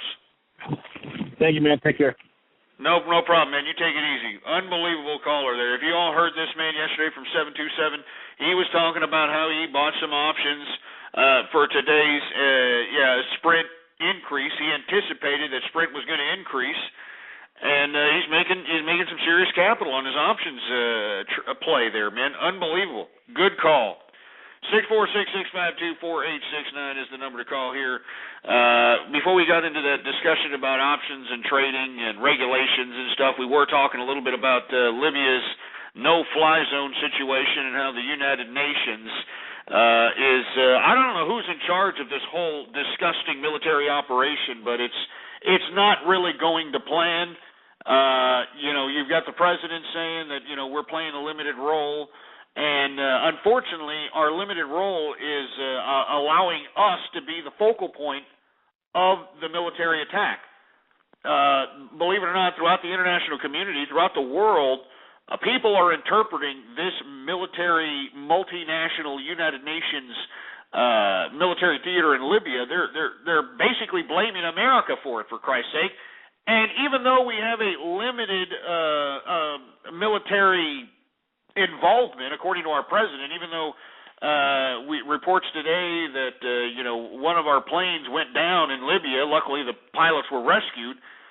But I don't get it. If we have a limited military role, then why are we even helping? Why don't we just allow these Europeans to do whatever the hell that is they wanted to do? Because now you've got French bombing the hell out of compounds where Muammar Gaddafi is suspected to be hiding. And you've got United States saying that Muammar Gaddafi assassination is not the intended goal for this United Nations military front. You've got Admiral Mullen from the Defense Department out here saying that he can foresee a future where Muammar Gaddafi could sustain power. You've got the president saying that Muammar Gaddafi, there's no way he can stay in power. You've got the State Departments. These idiots don't know what they're doing, folks. It's just sad, for Christ's sake, man. What the hell's going on with this government of ours? This is why we need a competent voter population. Now, we need a voter population that's going to pay attention to what all these power-hungry autocrats are doing. And it's obvious that just having the freedom to vote is just not enough. I'm sorry, I know there's people that disagree with me with that, but I believe that you have to have the right to vote. And how do you get the right to vote? You have to pay taxes. Plain and simple. Doesn't matter what you do for a living, all right? Doesn't matter what you do for a living. I don't care if you're cleaning shit bowls. I don't care if you're a stripper. I don't care if you're a hooker. I don't care what you're doing, just as long as you're making your own money to do it and paying taxes. And I believe, and every capitalist within the sound of my voice should believe this as well, that you should be able to show a W-2 form at wherever you're going to vote to prove that you pay taxes, and then that gives you the privilege to participate in the political process. I mean, I don't understand why anybody else, all right, why anybody else would think anything otherwise. I don't know. I don't get it, man. Anyway, let me open up another one of these St. Pauli beers, for Christ's sake, with the beer wench bimbo with the big tits on the bottle here. There we go. Got me another bottle. Cheers to everybody out there. Cheers. Anybody who's criticizing me, saying I'm an alcoholic, I'm not an alcoholic, damn it, I'm a connoisseur. And if you are an alcoholic or a former alcoholic, you might as well keep drinking, for Christ's sake. I mean, who cares? I mean, look at this crap. You got, earthquakes are still hitting Japan, folks. We've already had 3 earthquakes, or I think even more than that, maybe. But 3 earthquakes out of Japan at about 6.5 magnitude. I mean, it's just getting serious. It's getting scary. You know what I'm saying? It's supposed to be springtime. It's snowing in the north right now. Out there in North Dakota, Chicago, Wisconsin. It's snowing, for Christ's sake. I mean, what the hell's going on? It's tornado warnings in the West Coast. I'd like for somebody to please call me from the West Coast. I want to know if you're experiencing any of that acid rain from the radioactivity that's in the air mixed with the rain out there. I mean, I'm serious. I'm not trying to hyper-sensationalize this story here, but radioactivity is a serious subject matter, for Christ's sake. Anyway, let me go ahead and talk about something else. Like I said, not only is this Libya no-fly situation putting a target on America once again, but we also have this destabilization spreading all over the Middle East. Syria is killing protesters that are protesting against its authoritarian rule.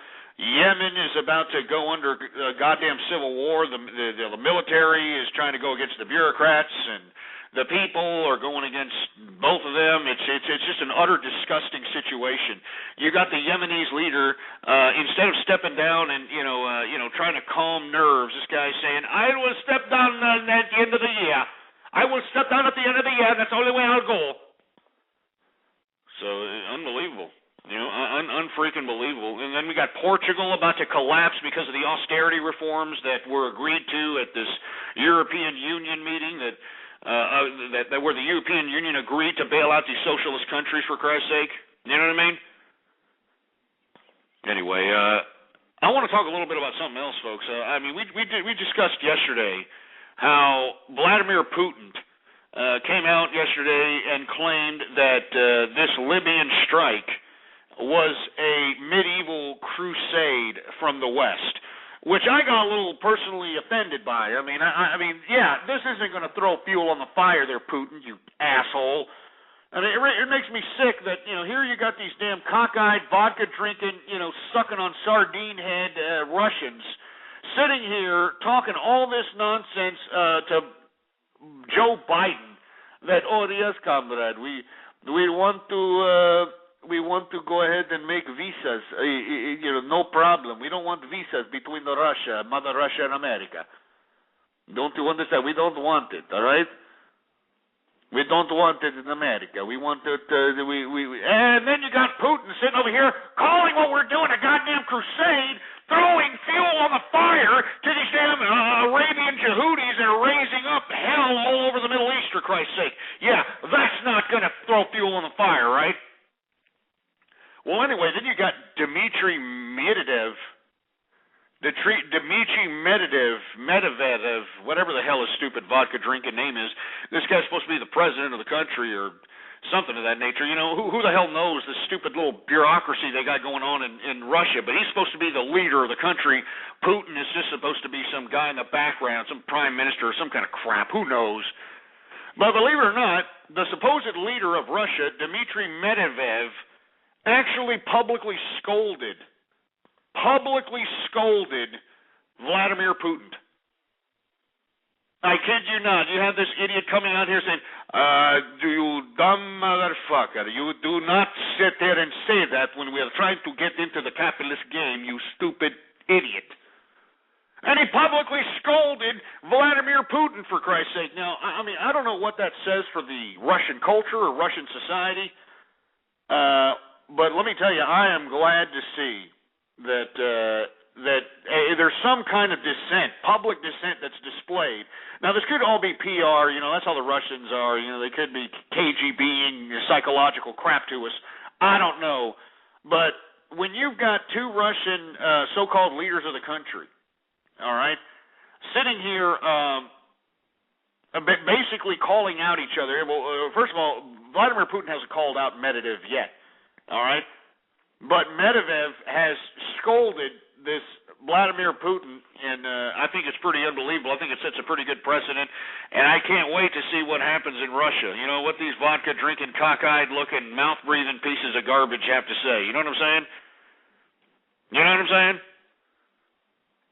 Anyway, 646-652-4869 is the number to call. I want to hear from you, all right? I want to hear from you, folks.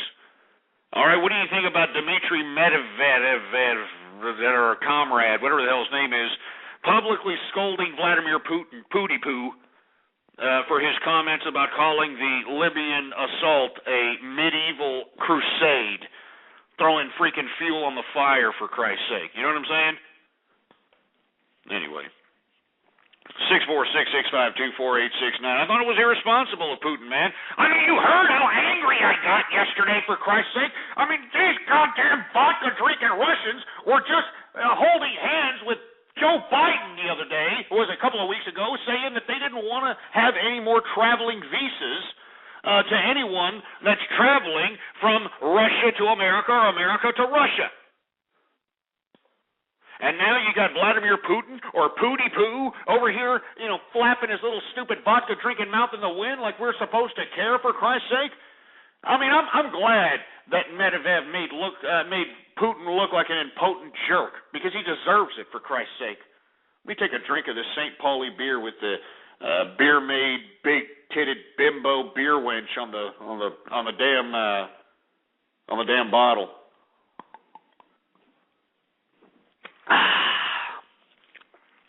Pretty good, man. All right? Pretty goddamn good. Anyway, 646-652-4869 is the number to call here.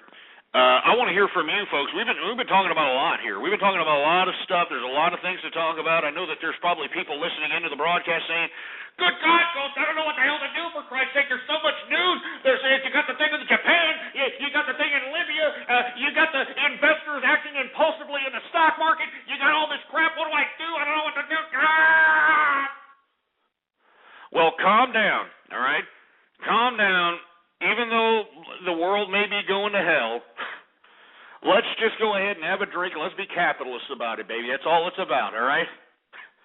All right, that's all it's about. Give me capitalism or give me death, all right? I mean, I don't want to live in a world where we have to, hold hands, sing kumbaya with assholes that have blatantly used and abused their existence in this reality, in this realm. And you know who I'm talking about, these useless pieces of trash. You know what I'm saying? Anyway. 646-652-4869 is the number to call here. I want to take some calls. So 715, you're on the air.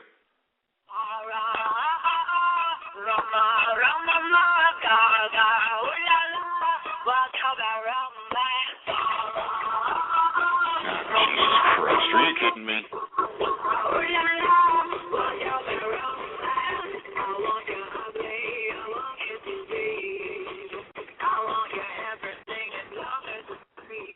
Everybody hear this crap? I mean, you got some asshole calling up, playing Lady Gaga. I mean, this is how stupid and ridiculous our country is getting, for Christ's sake.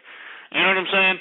I mean, first of all, why exactly are we supposed to give two rats' asses about this disgusting, hook-nosed, cross-eyed, pathetic-looking, trans-testicle bitch Lady Gaga. I mean, can somebody explain to me why we're supposed to be putting this disgusting hermaphrodite-looking bimbo on a pedestal? I mean, she is just a disgusting piece of garbage. I mean, you mean to tell me that if Lady Gaga, propositioned you for the horizontal mambo, that you would actually be giving this disgusting, despicable specimen, the time of day, for Christ's sake? I mean, this is just disgusting, man.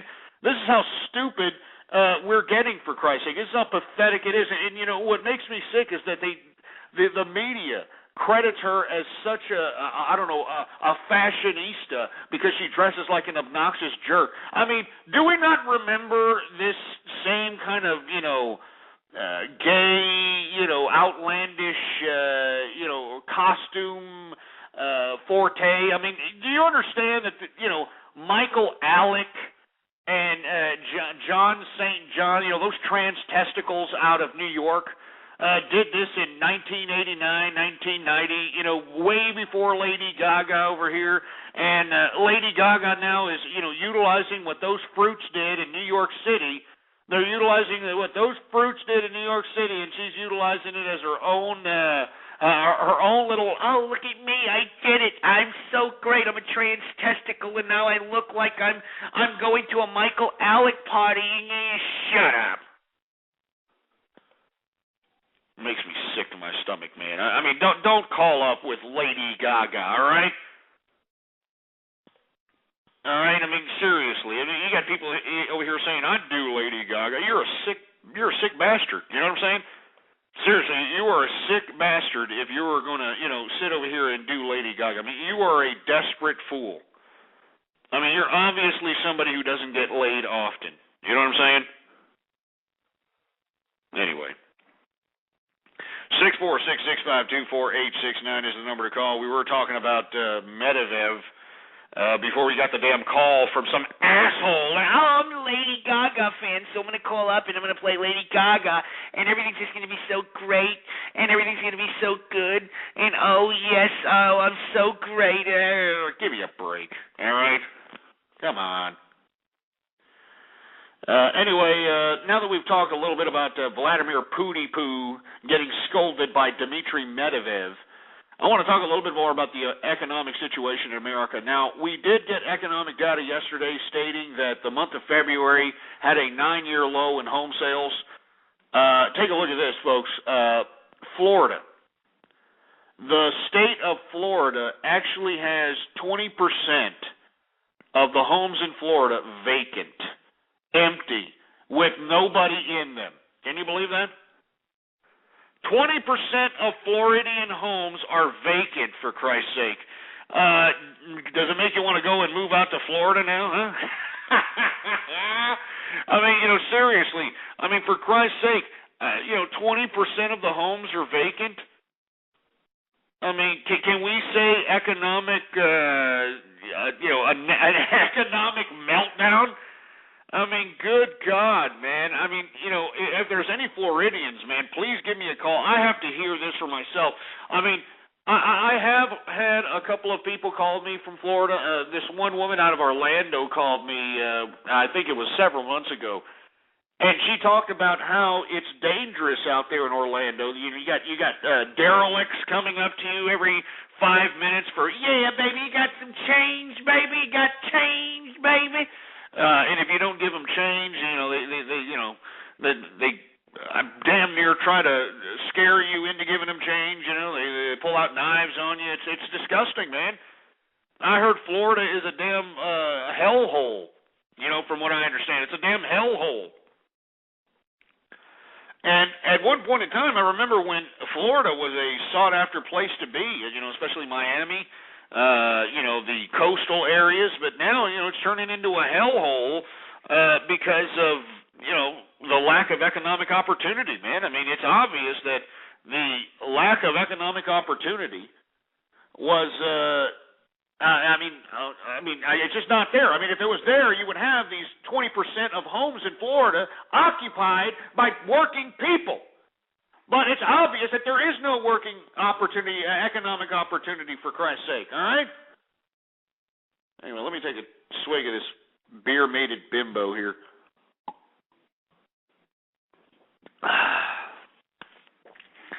I mean, seriously. Somebody here in Florida saying it's really not that bad, but I mean, seriously, I heard it's bad. I heard it. You've got all kinds of disgusting derelict heathens, eyeballing you if you have a decent looking set of threads on, or if you got a gold watch or something of that nature. You know what I mean? Give me a break. But I thought this was important news because it's a good economic indicator for anybody who listens in and whoever wants to invest in this market, to take that into consideration when you're trying to look for potential plays in this market. 20% of homes in Florida are vacant. They're vacant. There's nobody living there, for Christ's sake, man. I mean, good God. You know how dangerous that is for a neighborhood, to be vacant, have all these damn vacant homes everywhere. You know how dangerous it is? All kinds of homeless jerks and hookers and drug addicts and drunks and a good God is all I got to say. Good God. Good Lord. Anyway. 646-652-4869. We got nobody calling in here. I know we got a whole bunch of listeners listening in. I'm looking at the chat room. Please retweet the broadcast, all right? If you're listening to me live, please retweet the broadcast. Just do that favor for me, man, all right?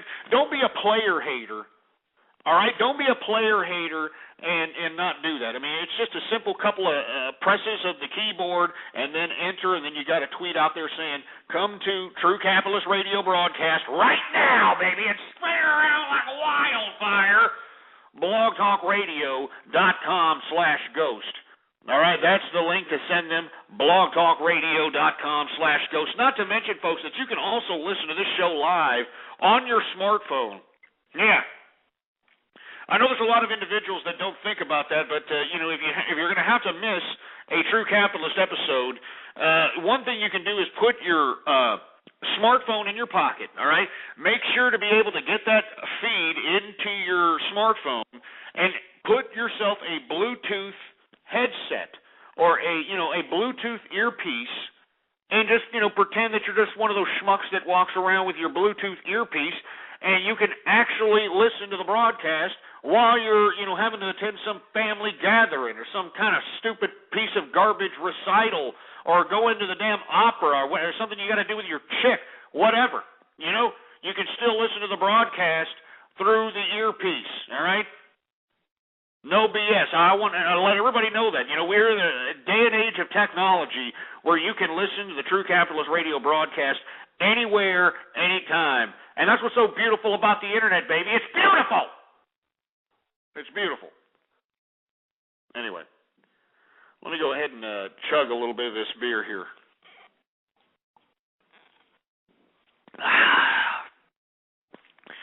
Very good stuff. Very good stuff. Anyway, I think we got 715 on the horn here. What you got this time?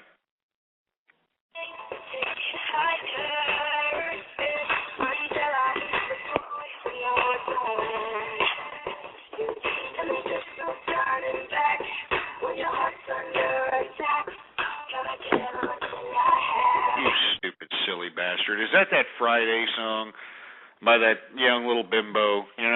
Friday, yeah, I'm getting fucked in my AA. Sorry, excuse my French, folks. I didn't mean to curse there, but that song's really getting annoying. All right? I mean, how and why should you get props for being an absolute no-talent having piece of garbage? You know what I mean? I mean, look, enough with auto-tunes, bitch. All right? All you musicians out there, enough. I'm sick of hearing auto-tunes, man. I don't care how old she is. It's disgusting. It's stupid. Look, I don't care if she's 13. She had the mental cognitive understanding that, I want to be a pop star. I want everybody to know who I am. I want everybody to just go out and just buy my album. I want to live the American Idol dream. And part of that is taking criticism for the work that you put out to the public. All right? And it sucks. All right? It absolutely sucks. Utterly sucks. Not to mention, that what's up with this auto-tune hard-on that we got going on? You know what I'm saying? You know, I almost feel like putting out some kind of a song, either singing or rapping or something, and just throwing some auto-tunes out there and do the same damn thing. You know what I'm saying? I mean, I'm serious. I'm thinking about, yay, man, yay, yay, yay, or some kind of crap. You may think you're stronger, but my nuts hang much longer and longer, amen. Yeehaw! You know, throw some auto tunes on that. I think you got a number one iTunes song right there. Anyway, 646-652-4869 is the number to call here. I want to hear from you folks. All right, I want to hear from you. And not to mention, folks, I want to mention this to everybody who's listening out there. I am in the works on trying to make a social networking site to, provide people who think like us the ability to communicate, the ability to congregate, the ability to spread ideas, that sort of thing. You know what I mean? So I want everybody to keep in mind that we are in the works of a social networking-like site that's going to try to have all the bells and whistles of all the corporate, little social networking sites out of here, all right? Now, what I want everybody to understand now is that when I actually put out this little social networking site, it's going to be a little virtual ghetto to begin with, all right? Because I'm doing this. Remember, I mean, this little hobby that I do here, it costs a little money here, and I don't like blowing money for the sake of blowing money, unless there's some potential capitalization at the end. But I think that this is important enough to throw a little bit of money at, so that we can actually have a social networking site that's for real, that's no BS, that's behind a cause, you know what I'm saying, that's behind an idea, and be able to mobilize a whole virtual community of people to do things and to make statements and to do just wait, folks. You just wait. It's going to be unbelievable, all right? It's going to be unfreaking believable, and I hope that you become members. As a matter of fact, I'm debating on whether or not I should just allow anybody to become members of this social networking site, or I should choose who's going to be a member, who isn't going to be a member. I don't know yet, but seriously, folks, we are in the works of that. You're going to have chat rooms. You're going to be able to post videos. You're going to be, just everything, man. It's unbelievable what we're trying to get done here, and I'm really excited about it, man. I really am excited about this potential situation that we're launching here, and I hope that you all support it. So anyway, be on the lookout for that. I'm going to announce that shortly. It's in the works. Anyway, folks, I want to hear from you. 646-652-4869 is the number to call here. What we're going to do is we were talking a little bit about how Florida, in the state of Florida, 20% of homes in Florida are vacant, which, is a pretty decent economic indicator to show that, things aren't the greatest at this point in time. So I want to hear from you. 386, you're on the air.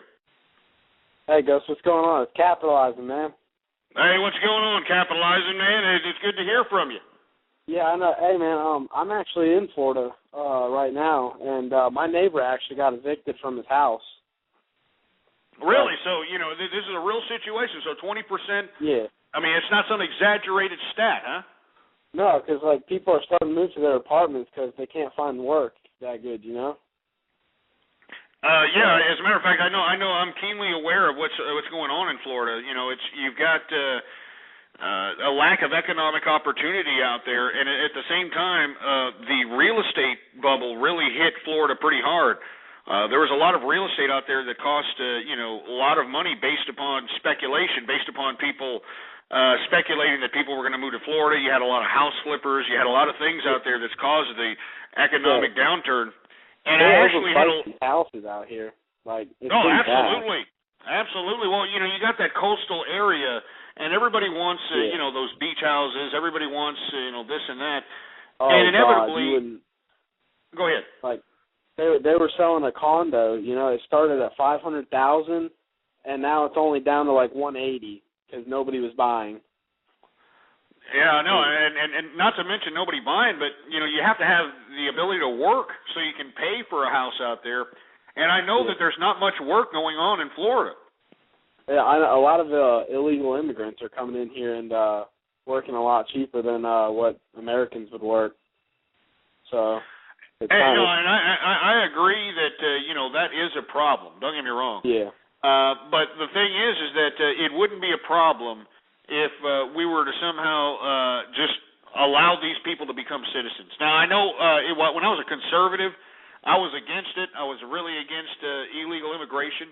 But I think at this point in time, when you look at NFL games, when you look at NBA games, when you look at these sporting events, there are actual advertisements that are broadcasted to mainstream the regular audience in Spanish. And what that tells to me as an investor, is that these people that are Spanish-speaking immigrants that are working below minimum wage with no type of benefits, no type of job security, nothing, they're actually able to save the beans that they're able to make and spend money. And if they pay taxes, then that's fine with me. They can live here. But if they don't pay taxes, I agree. Yeah, that's where I'm getting at. I said this is why we need to make these people citizens, so that first of all, they can't fall under that category of working below minimum wage because they don't have to pay taxes. Secondly, they'll be paying taxes, so it'll be another group of individuals contributing to the tax system. Thirdly, those are a whole bunch of new credit lines, a whole bunch of new mortgage opportunities, a whole bunch of new, consumers and that sort of thing, which could stimulate the economy. So, I am one. I know that I was really, critical of illegal immigrants back in the day, but I think that it would actually help America. To be honest with you, I'm not trying to be, a cynical bastard. I think it would actually help. Yeah, but see, like around my town, a lot of these local guys that have been working for like 30 years, they're getting all their jobs taken away. My dad was telling me about this one guy who can't even afford toilet paper anymore because he can't find any work. Now, I hear you, man. Guys know how to do, Well, I hear you, but at the same time, man, you also have to remember that if you're working 30 years, that means that you had 30 years to save even $100 a month. If you couldn't save anything, and we're all going to suffer this one day or another, man. Nobody doesn't fail. Everybody fails. Go ahead. Yeah, my dad was telling me a few months back to start saving about $20 every time you get a paycheck or something like that. Put $20 aside, and eventually you'll have a lot of money saved up to spend on whatever you want. Well, you don't really want to spend it on whatever you want, man. You want to use your money. Yeah. You don't want to use your money to make more money. That's the whole purpose. You have it for backup, like certainly, if you're in a hole or something. Yeah, absolutely. And then this is why I try to tell, all the young people, man, look, this is the time for you guys to take risks. The reason that people that work 30 years, they're suffering now because they didn't do what they should have done, man. Take the risks when they're young, go into stocks, go into whatever financial instrument you want. If it's not a stock, go into a business. Start as an independent freelancer. Yep. Go out and, do whatever it is. Buy real estate. Whatever it is that you want to do it and save your money so that when you're at your dad's age and your dad's colleague's age, you're not going to be suffering from these problems. Because even if you do have an economic contraction, even if you do have a layoff that prohibits you from working, you're going to have so many assets, man. You're going to be able to liquidate stocks. You're going to be able to liquidate your crap that you have. Not to mention that whatever you buy, make sure that you can sell it in a later date for at least half the price. Yeah. Always remember. One more thing about that auto-tune. I completely agree with you, man. Auto-tune is ruining music. It's horrible, man. It's disgusting. People can't even sing anymore. What happened to natural singing ability and actual talent in music today, man? I'm disappointed. Hey, listen, I got to go talk to my mom. Keep capitalizing, Ghost, all right? No problem, man. You too, man. All right? Thank you for calling up. I appreciate it. All right, man. I'll see you later. Take it easy, man. But as you can see, you know, as I'm telling this young man, folks, the bottom line is that the reason these people that have working for 30 years, they're in trouble, and they can't even afford toilet paper or eating fruitcake for 3 months or whatever story that you happen to hear, is because they didn't take those 30 years and save so many some odd dollars and put it in somewhere. Even if you're not some Wall Street guru, even if you're not somebody who knows how to do well with money, why don't you just, you know, tell your bank, tell your brokerage firm, whoever you're with, I want to put $200 or $300 away in this stock. And you know, and how do you choose the stock? You choose a stock that you know ain't going anywhere anytime. You know, I said Coke on February 6th, and look, it's 18% on your money. 18% on your money if you would have invested so many some odd dollars in Coke, symbol COKE. I mean, that's all you have to do. So many some odd dollars in the bank, so many some odd dollars in stock, so many some odd dollars in bonds if you want to go that direction, so many some odd dollars in real estate if you want to get into real estate. Save your money so that you can utilize some capital for collateral for a business. I mean, there's so many things you can do as a capitalist, man. I mean, you know, there's so many opportunities out here. What I was telling Capitalizing, you know, when I was saying to him is that whatever you purchase, you should be able to sell it and liquidate it on a rainy day. That means furniture, that means clothing, that means jewelry, you know, that means everything. Every single thing you can think of, whatever you buy, you should be able to flip it. The only thing that you should be burning money on is your vices. And you got to keep those in check too, because you don't want your vices to surpass the amount of money that you're saving, because that's ridiculous, all right?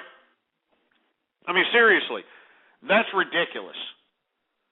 So this is what I'm saying, folks. You know, don't be one of those statistics 30 years from now where you got, you know, you're begging people like, man, I'm out of work and I ain't got no money. I can't afford toilet paper. Well, don't be a part of that, man. If they worked for 30 years, that means they had 30 years to save. That means they had 30 years to purchase things. They had 30 years to accumulate, you know, some kind of assets. They had 30 years to do a lot of stuff. And then for you to tell me after all those 30 years of working that they have nothing, that they have absolutely nothing, it's just hard for me to believe. You know what I mean? I mean, I'm serious. It's just hard for me to believe here. I'm sorry. I'm not trying to be a heartless bastard, you know? But on a lighter note, folks, I see that everybody in the chat room is giving Goofy Bone some props. Goofy Bone, of course, is an avid listener of the broadcast. For all the folks that are listening in, he's actually a rapper. And I actually like one of his songs, man. It's called Give It To Her. I mean, I like the chorus, you know, like, give her a bone, yeah, yeah, just give her a bone. I mean, it's pretty cool, man. Anyway, I'm going to take a quick break before we go into the third hour. I got to get some more St. Pauli girl out of my little fridge out here across the way here in this office.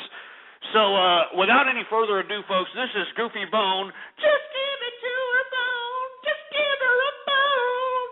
And, you know, what's funny is, before I play this, listen to the bimbo in the beginning. Listen to the bimbo in the beginning. I can't take on my mind. I mean, you know, I've always wanted to rock you, and now's my chance.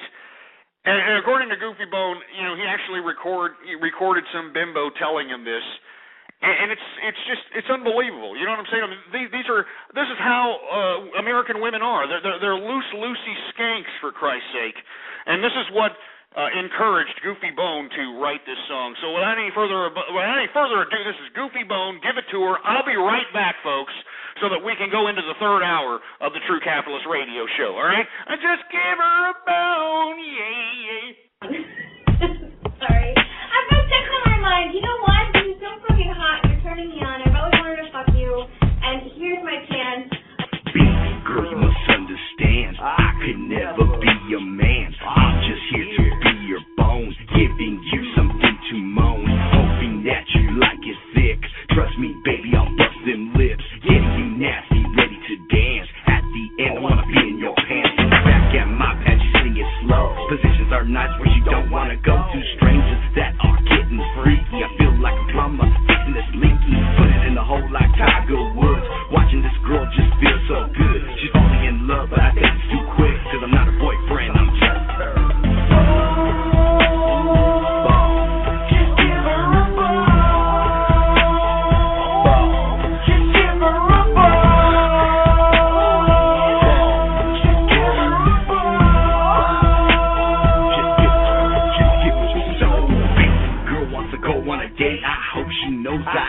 empty plate, so we talking about our bullshit lives. After the meal, we go for a drive. We smoking on a big ass blunt. She's looking at me like she wants some, so I passed it to her. Welcome to my land. She got so high where she couldn't even land. Laying on the back with her feet in the air, like a naughty vixen, the girl didn't care. Letting me hit it all kinds of ways. Sweating like thugs trying to run away from the law, cause you know what we doing is a crime. But let me hit that one more time. She gotta get going, her husband's at home, cause I'm not her boyfriend, I'm just her phone. Just give her a phone. Just give her a phone. Just give her a phone.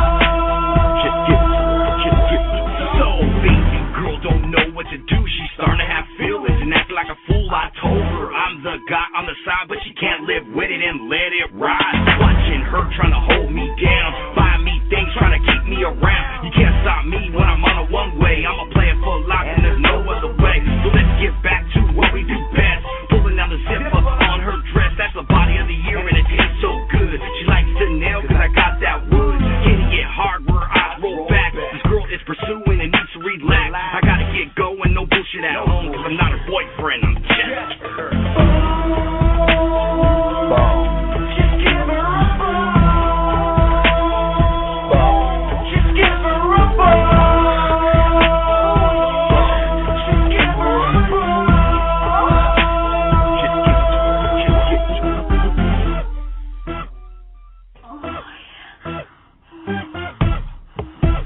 It's my favorite part.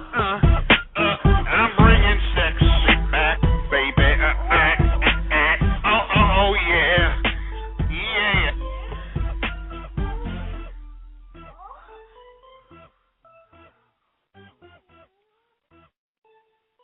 You're listening to Ghost on True Capitalist Radio. True Capitalist Radio.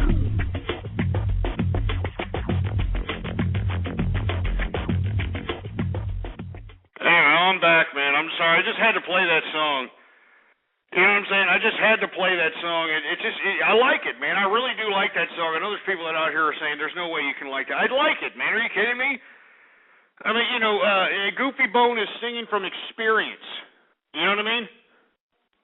He's singing from experience. He knows how these scandalous Jezebels are nowadays, for Christ's sake. I'm not saying all of them are. I feel bad for the women that don't participate in this disgusting activity. You know what I'm saying? I mean, seriously, I cannot believe that, this is the new day and age when it comes to women and participating in these disgusting, despicable activities. It's really horrible. That's why, I know there's some females out there that listen to the True Capitalist Radio Show. They may take offense to some of the comments I make as it pertains to the females, as a whole. But remember this, that is a group is defined by its majority. And right now, the majority of females are out here utilizing their sexuality to get paid, to get some money, to get paid, for heaven's sake. It's disgusting. It's horrible. You know what I mean? And what I'm saying to you is that, when I listen to, Goofy Bone and his response to women out here, I mean, it's no surprise why guys are thinking like this, for Christ's sake. I'm not even surprised, Goofy Bone's lucky. I mean, he's still banging broads, for Christ's sake. I mean, he could still snag them up, whether it's his game, whether, chicks like the way he looks in a Transformers shirt or whatever.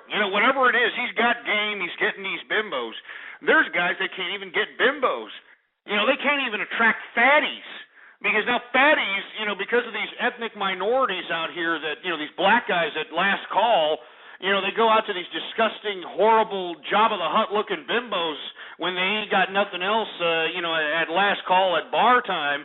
They go up to these bitches and actually, fluff up their self-esteem into believing that they can actually, hook up with Wesley Snipes or something. I mean, seriously.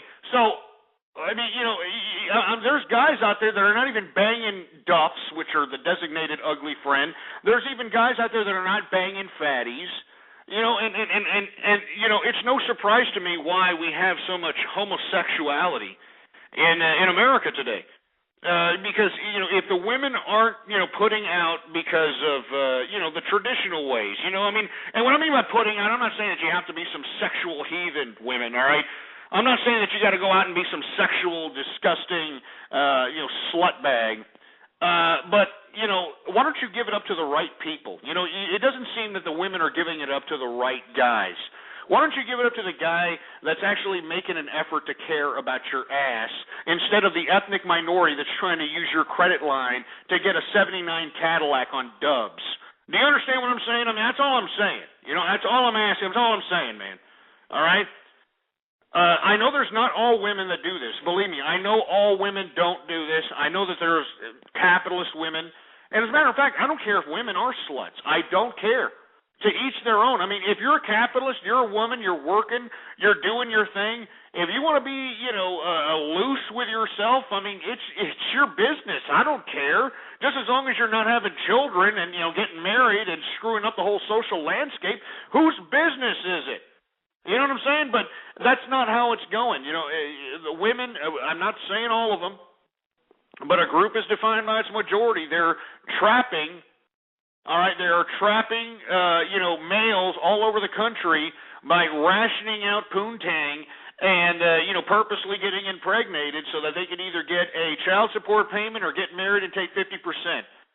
You know what I'm saying? So I'm just saying that's why I play that song. As a matter of fact, I want to save my St. Pauli girls on that note.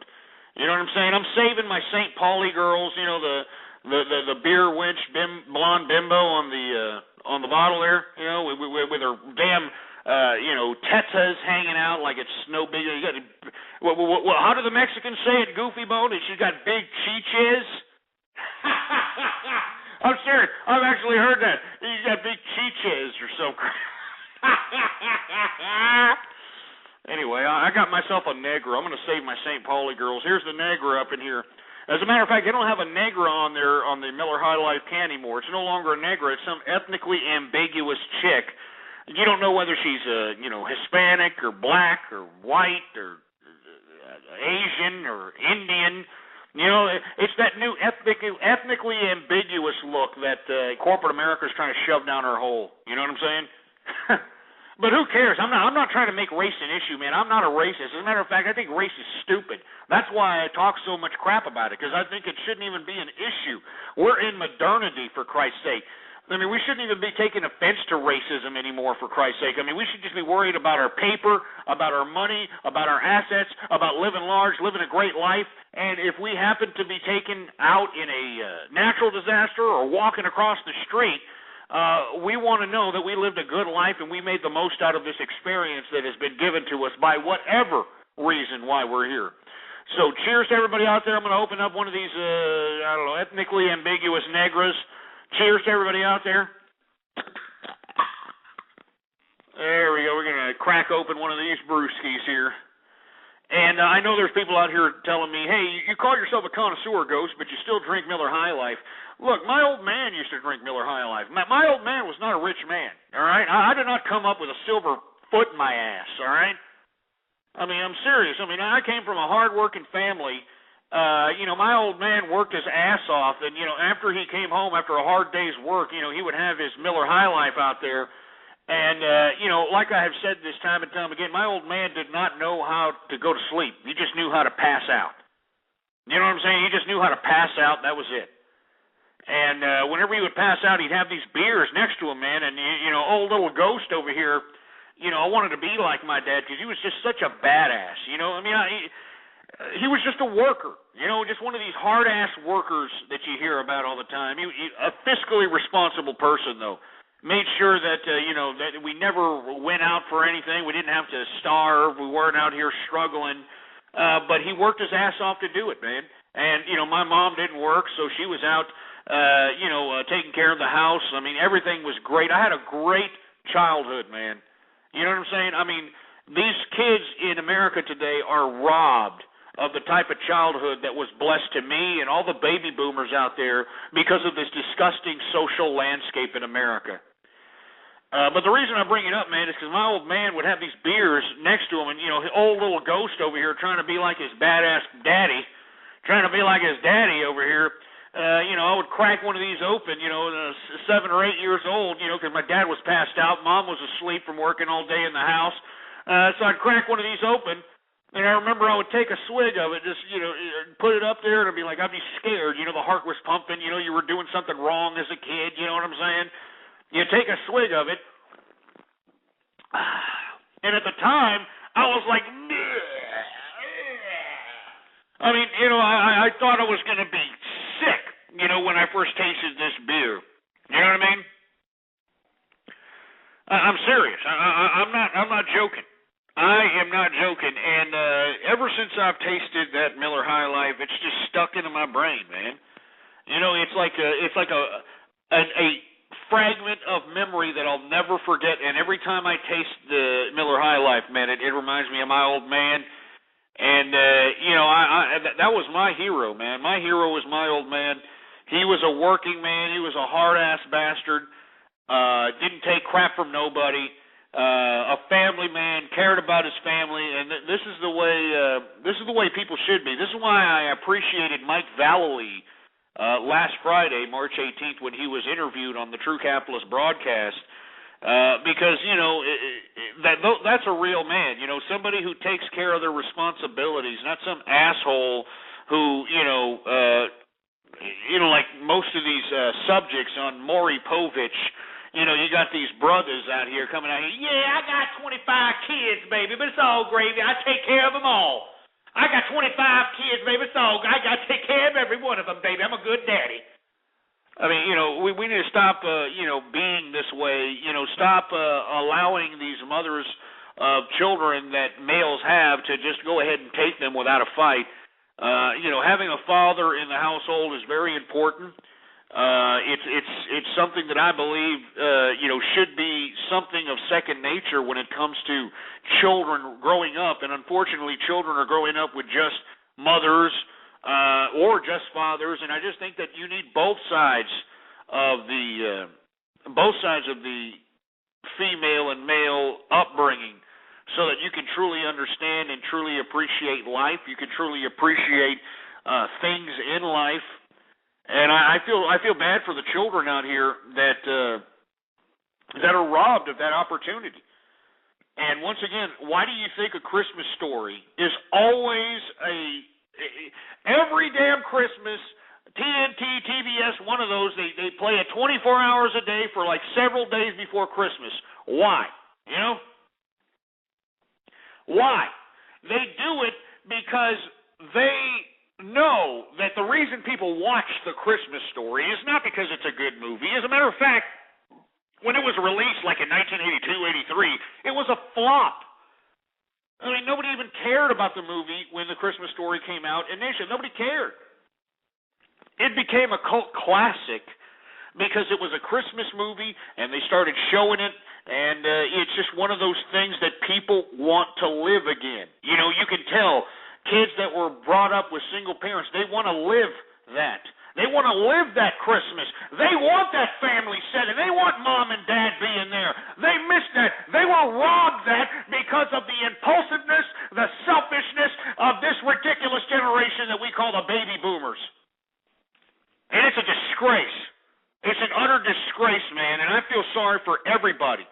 Everybody who didn't get that upbringing, that childhood, of The Christmas Story. It's just something that's it's always aired 24 hours a day. Come Christmas time, they're always airing it.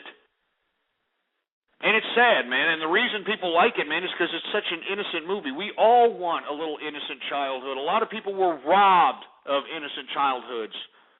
And it's sad, man. It really is. It's really sad. Anyway, cheers to everybody out there. Cheers. I'm sipping on ethnically ambiguous Negra. Cheers.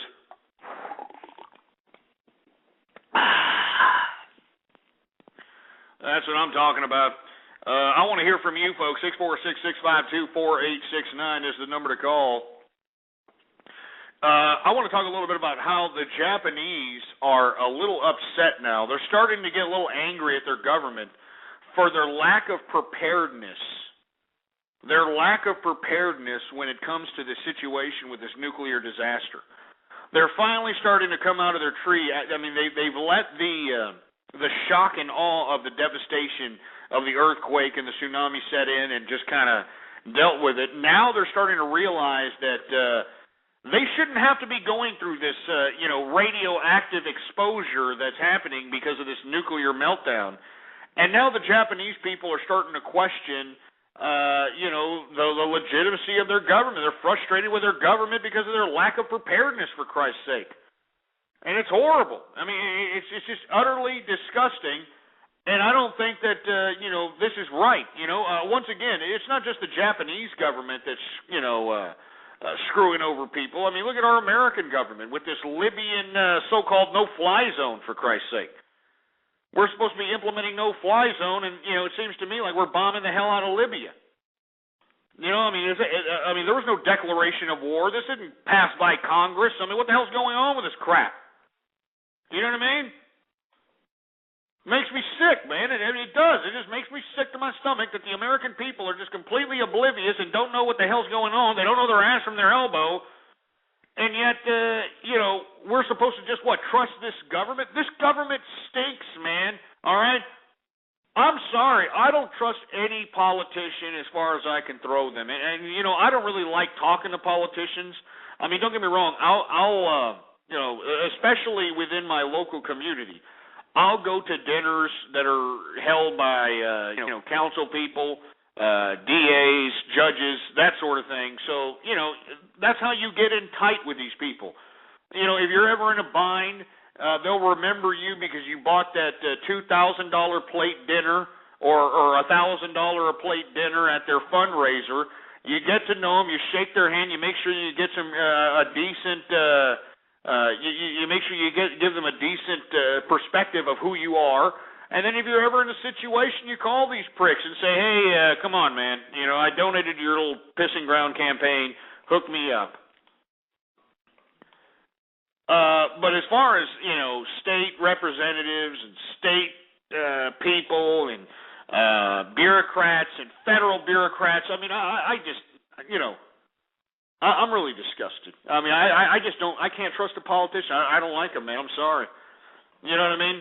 Every time I see a politician interviewed on television, I want to take a piss on them. Seriously, I mean, they're just stupid. They're pathetic. They talk on these interviews on all these news channels. They talk to the American public as if we're 5 years old. They demean my intelligence. You know what I mean? I mean, seriously. They demean my intelligence, for Christ's sake. And it's stupid.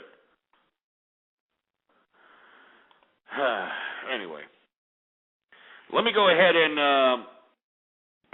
take a chug here. We're having a lot of drama in the chat room, folks. I'm sorry. I mean, I'm trying to have a show here, and you got so much drama going on here in the chat room, and I can't help but just take notice of it. There's a lot of people out here that are, I don't know if you folks remembered yesterday, but we had Dick Burns. Basically make an accusation about the tech guy, and the tech guy, who's an avid listener of the program, who's somebody who calls in every now and then, I've got a lot of emails from tech guy, and he's made a pretty good case on, how this may be malarkey, but at the same time, I'm still waiting for the Dick Burns video that was supposed to be, put on the, YouTube channel that he said he was going to put it on. And, I'm going to wait until the video is put up on there before I make any accusations or make any assumptions about the tech guy up in here, because the tech guy is an avid listener. But at the same time, I mean, who the hell knows, man? This is the Internet. The Internet is a freaked out place, folks, and for all you folks that don't realize this, you think this is just, some kind of innocent day in the park or something. It is not. The Internet is serious business. It's so serious that you've got people killing themselves on the Internet. There was this nurse guy, that actually is going to prison because he got off on going into suicidal chat rooms and talking people into suicide, like, telling them, go ahead and do it. I'll have a suicide pact with you and all this other crap. And he actually convinced these suicidal lunatics. He actually convinced the suicidal lunatics to commit suicide while having their webcam on, so this guy could, watch them commit suicide. I mean, unbelievable sick bastard. You know what I mean? Unbelievable sick bastard. But what I don't understand is, why is this guy going to prison if he's just talking people who want to go anyway into going? I mean, I'm not against this activity. I don't understand why this guy's going to prison, because he talked to a whole bunch of schmucks that, I mean, why do you want to kill yourself for? I mean, unless you are a victim of a home invasion where they gang rape your mother and kill your father, rape your sister, and mutilate these people in front of you, you should have no reason to kill yourself unless you're just one of these stupid, pretentious little bastards that are just so weak that you just can't appreciate the fact that you're even existing, that you can't appreciate the fact that we have opportunities out here so you can live large, live lavish, or live the way you want to. You're living in a day and age where you can choose your own destiny, and yet you're going to still kill yourself. I mean, who cares? I mean, why are we sitting it? Why are we sentencing this guy? Torino saying that it's because the guy witnessed it and didn't tell anyone. Well, I'm sure that's the legal justification for the prosecution. But still, I mean, I'm not against this at all. I mean, if you want to kill yourself, I mean, what's stopping you? You know what I mean? Seriously, I mean, what's stopping you from killing yourself? I mean, I am for everything now. I used to be against abortion, but, I mean, man, why are we going to allow these kids to grow up in this sick society where their parents don't give a shit about them and they're selling them out, where society, the school systems is dumbing them down, they're making them stupefied. You got the college education system putting them in indentured servitude by putting them into thousands upon thousands of dollars in debt before they even enter into the employment field. I'm just not against abortion anymore, man. I used to be when I was a conservative, but now I think it's just an act of humane thought to sit here and prevent some of these children from being born into screwed up situations, man. And as a matter of fact, if we want to save money, I think that what we should be doing as a government, or we should be subcontracting some nonprofit organization to start neutering women, and not only neutering women, but snipping the ball sacks of some of these idiots too. I mean, we need to start sterilizing some of these idiots that are doing nothing but procreating children that they're not taking care of. I mean, there's not a bigger form of child abuse than having a child you can't take care of. There's not a bigger form of child abuse, in my opinion. I mean, if you have a kid that you can't feed, you can't clothe, you can't house, I mean, why isn't this not child abuse? I mean, why are we having to, sit here and, we got to take care of these people? I mean, bull crap. BS. No, I'm not talking about eugenics, man, because you see, I don't want to give the authority to somebody making a judgment call on who should be neutered and who shouldn't to some bureaucrat. No bureaucrat deserves that level of authority. No, what I'm saying is we provide financial incentives. We provide financial incentives to encourage these ghetto-fied idiots who are out here having kids for, financial incentive anyway. We give them like $1,500 or $2,000 or whatever they can. Give them an iPad or whatever. I'm serious. I mean, just give them whatever it takes just for them to go through a little procedure so that they can no longer procreate, so they can go out in the world and do whatever the hell they want. They can go out and be deviants and derelicts and disgusting heathens. They can do whatever the hell they want. Now, we won't have children out here that are being neglected, that are being scarred for life because they're having such a disgusting upbringing because of their irresponsible, pathetic parents that, the only reason that this kid was cultivated was because this bimbo dropped her drawers behind a goddamn dumpster so this guy can, unload his Johnson juice in this bimbo's pink taco. What kind of realization is that for a kid when you know you were just an accident, give me a break. Anyway, I'm sorry. I didn't mean to get off on that tirade, folks. I know I went off keister there. Anyway, I want to talk a little bit about something else now that we're getting down to the third hour. We're well into the third hour, for Christ's sake. We're almost halfway done with the third hour of the True Capitalist radio broadcast. I want to talk a little bit about Howard Stern. That's right. I want to talk a little bit about this disgusting, old, prostate-infected windbag, Howard Stern, who wears that fake wig on his head, claiming that it's his hair. We all know it's not your hair, you piece of crap, all right? Stop jocking Joey Ramone already, all right? You don't look like Joey Ramone. Stop it, all right, Stern? Stop it. Well, anyway, Howard Stern is now suing his employer, Sirius Radio, for failing to pay him stock awards for supposedly gaining listener subscription or to heightening their listener subscription base. Well, you want to know why Sirius Radio is trying to, go back on those promised little stock, what do they call it, stock awards, these little stock payments to Stern? Because Stern sucks, man. All right? Stern didn't do anything. He's old. He's wasted. He's a loser. He's nothing, and he sucks, man. Honestly. This is why Sirius Radio doesn't want to pay him, because he didn't bring nothing. He brought nothing. All right? He brought nothing.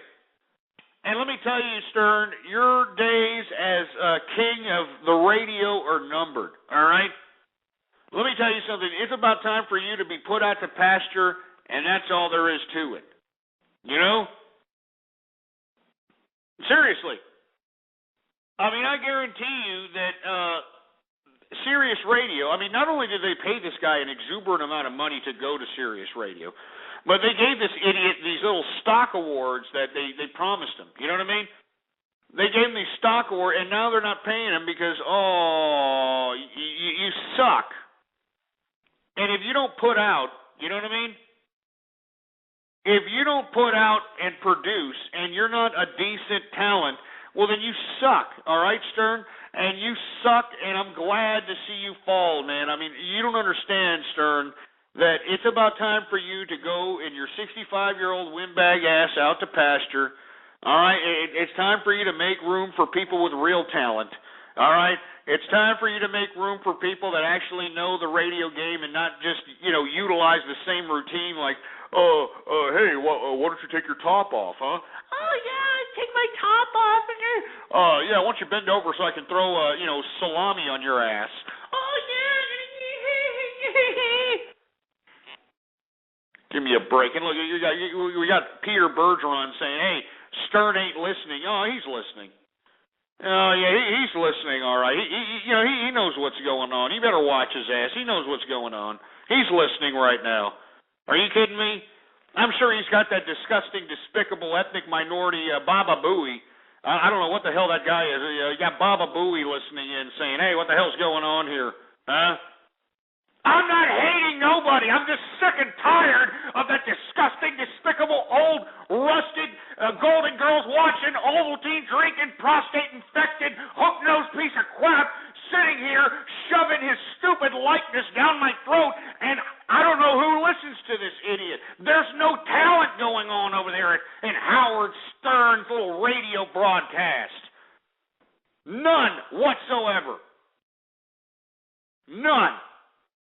So I spit on Howard Stern. I spit on that disgusting Bull Dyke Robin Quivers. I spit on that Artie Lane or whatever the hell this idiot is. How are you going to stab yourself 20 times and not kill yourself, Artie? All right? I think you're crying wolf too often with these suicide attempts. I hate people who do that. You know what I mean? That try to commit suicide and don't. It's just so stupid. We know that you're trying to play Munchausen syndrome. We know that all you want is, don't go anywhere, please. And you want people to hug you and to tell them they love you and all that. It's stupid. But old Howard Stern over here is suing Sirius Radio, huh? Howard Stern is suing Sirius Radio. You want to know why you're suing Sirius Radio, Howard? Because you suck. And Sirius Radio realizes that at this point in time. And if you don't believe me, why don't you take a look at Sirius Radio's stock price. It's damn near a penny stock status, for Christ's sake. I'm surprised it's still even listed on the NASDAQ, as a stock, for Christ's sake, because it's an utter joke. It really is. They paid Howard Stern way too much money. As a matter of fact, I think Opie and Anthony gets more ratings than this piece of garbage, Yeah, I think Opie and Anthony, get more ratings than Howard Stern. They're on the same Sirius Radio network. And this is why Sirius Radio just doesn't want to pay this piece of shit. He's nothing. He's a loser. He did not put out what he said he was going to do. When they signed him, and when they sign people, they give them a job. You know what I mean? Give me a break. Anyway. 646-652-4869 is the number to call here. I want to hear from you. You know what I mean? I want to hear from you. All right, now we got Victor Rez over here. He usually plays, some ridiculous, stupid, pathetic, Weekend at Bernie's tune or something. So let's hear what he has to say. Hopefully he may say something. He may not. He may be just some obnoxious waste of human flesh jerk that doesn't say anything and plays some crap. So let's hear you, Victor. You milky licking piece of nipple clamp loving butt plug up the ass looking wish you had a girlfriend garbage. What do you got to say? Drones are under attack. Typical. What did I say, huh? What did I say? Yeah, this is the kind of crap you have in America. This is America, for Christ's sake. It just makes me sick. This is just horrible. Horrible. Anyway, you know what? Just for that, I'm going to make you idiots that are prank calling me. I'm going to take a break right now. As a matter of fact, let me take a chug of this beer. And I'm going to make you idiots listen to RuPaul. Since you idiots love Lady Gaga so much, you're whacking your schlong head off to, Lady Gaga with her soft on my. Give me a break. You deserve this. Here's RuPaul with you better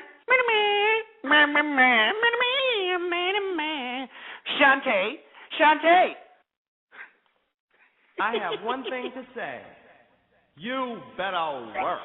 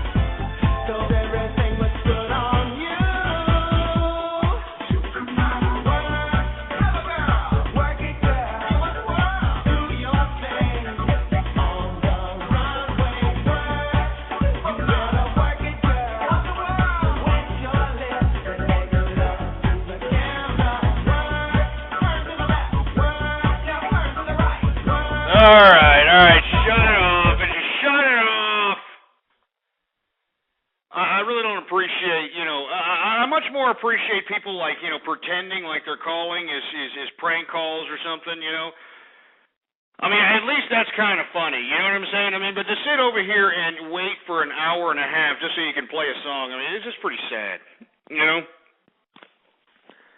Seriously. So, take some of that. Shantae, Shantae, Shantae, Shantae, Shantae.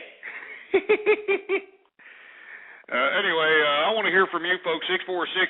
646-652-4869 is the number to call here. I want to hear from you. I want to see what's going on here.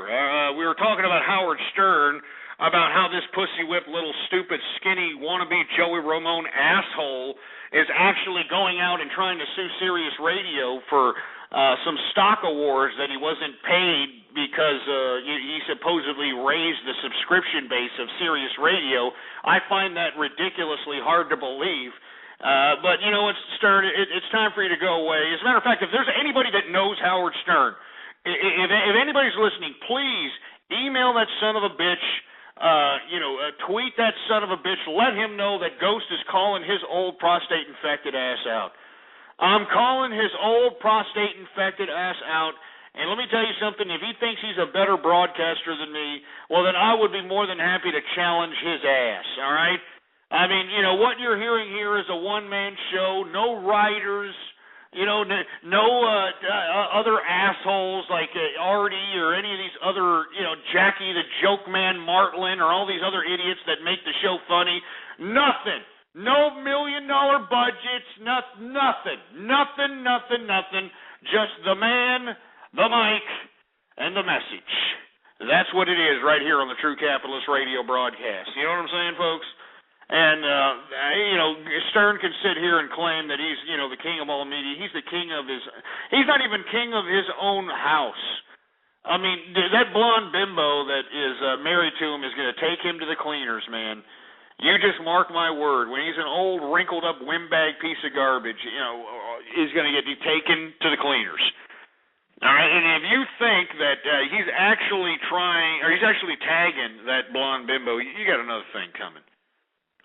All right, seriously, you got another thing coming if you actually think he's tagging that blonde bimbo. This old, rusted-up, 60-year-old windbag piece of garbage, for Christ's sake. I mean, come on. He's probably using the penis pump. What do they call it?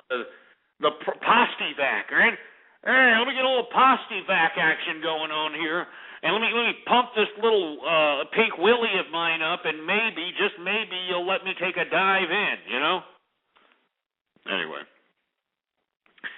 646-652-4869 is the number to call here. I want to hear from you. We got Goku in the house, man. What's up, Goku? Nothing much goes. It's over to you. Nah, nothing much, man. Hey, you know what I'm talking about when it comes to these St. Pauli girl, the packaging, this big-breasted, beer-winched bimbo. You know what I'm talking about? Yeah, of course I do. My dad drinks it all the time. Really? It's a good beer, man. I mean, your dad must be, a connoisseur of beer, because usually if people just want to drink beer to get loaded, they get, the cheap Budweiser crap. But anybody who, picks a peculiar beer like a St. Pauli or something else, I mean, it says a lot about them. You know what I mean? So your dad must be, somebody who's a hard-working man that, possibly comes home and wants a decent tasting beer. Or am I wrong? No, you're right. But he sometimes drinks the beer, especially on, when he goes out to parties and stuff. I mean, who doesn't drink beer? But that's mostly where they're. But anyways, what's up? No, I'm hearing you, man. I mean, you seemed a little taken back by the St. Pauli girl, man. You really like that broad or what? I mean, who doesn't, Ghost? I mean, seriously, like these people, whoever the hell this German company is, they said, what we're going to do is we're going to put the bigger breast in everybody's face, a Schlagen, Volkswagen, Sieg Heil. And, they put this, beer-maiden, beer-winched bimbo with, those are unnatural breast size right there, but still, they made it seem as if it was, feasible. And a dumbass like myself, I bought it, but, pretty good beer, man. It actually tastes better than Heineken. Better than Heineken, man. Well, I don't really know about that because I can't drink yet, but when I do, I'll try some of that beer, Ghost. Yeah, it's pretty good, man. Hey, man, so what do you think about Howard Stern over here, suing Sirius Radio? Because, I'm not able to get my stock awards because he didn't come through. You know what I mean? He didn't come through. So what do you think about that? You think Howard Stern's got a case there or not? No, I'm not a really big fan of Howard Stern. I mean, I don't have Sirius Radio. I don't listen to his radio, but my friend's mom does, and I always hear him a couple of times I'm over there, and he just sounds so stupid. I mean, something he doesn't know what he's talking about. He's just getting the wrong idea in people's heads. And not only that, I mean, he's an idiot. You know, he sounds like some old pervert. And what's really unfortunate is that this idiot provides legitimacy for perverts to be perverts. You know what I mean? I mean, you know, to be these idiots that, hey, let me take your top off, and hey, let me see the, you know, it's stupid.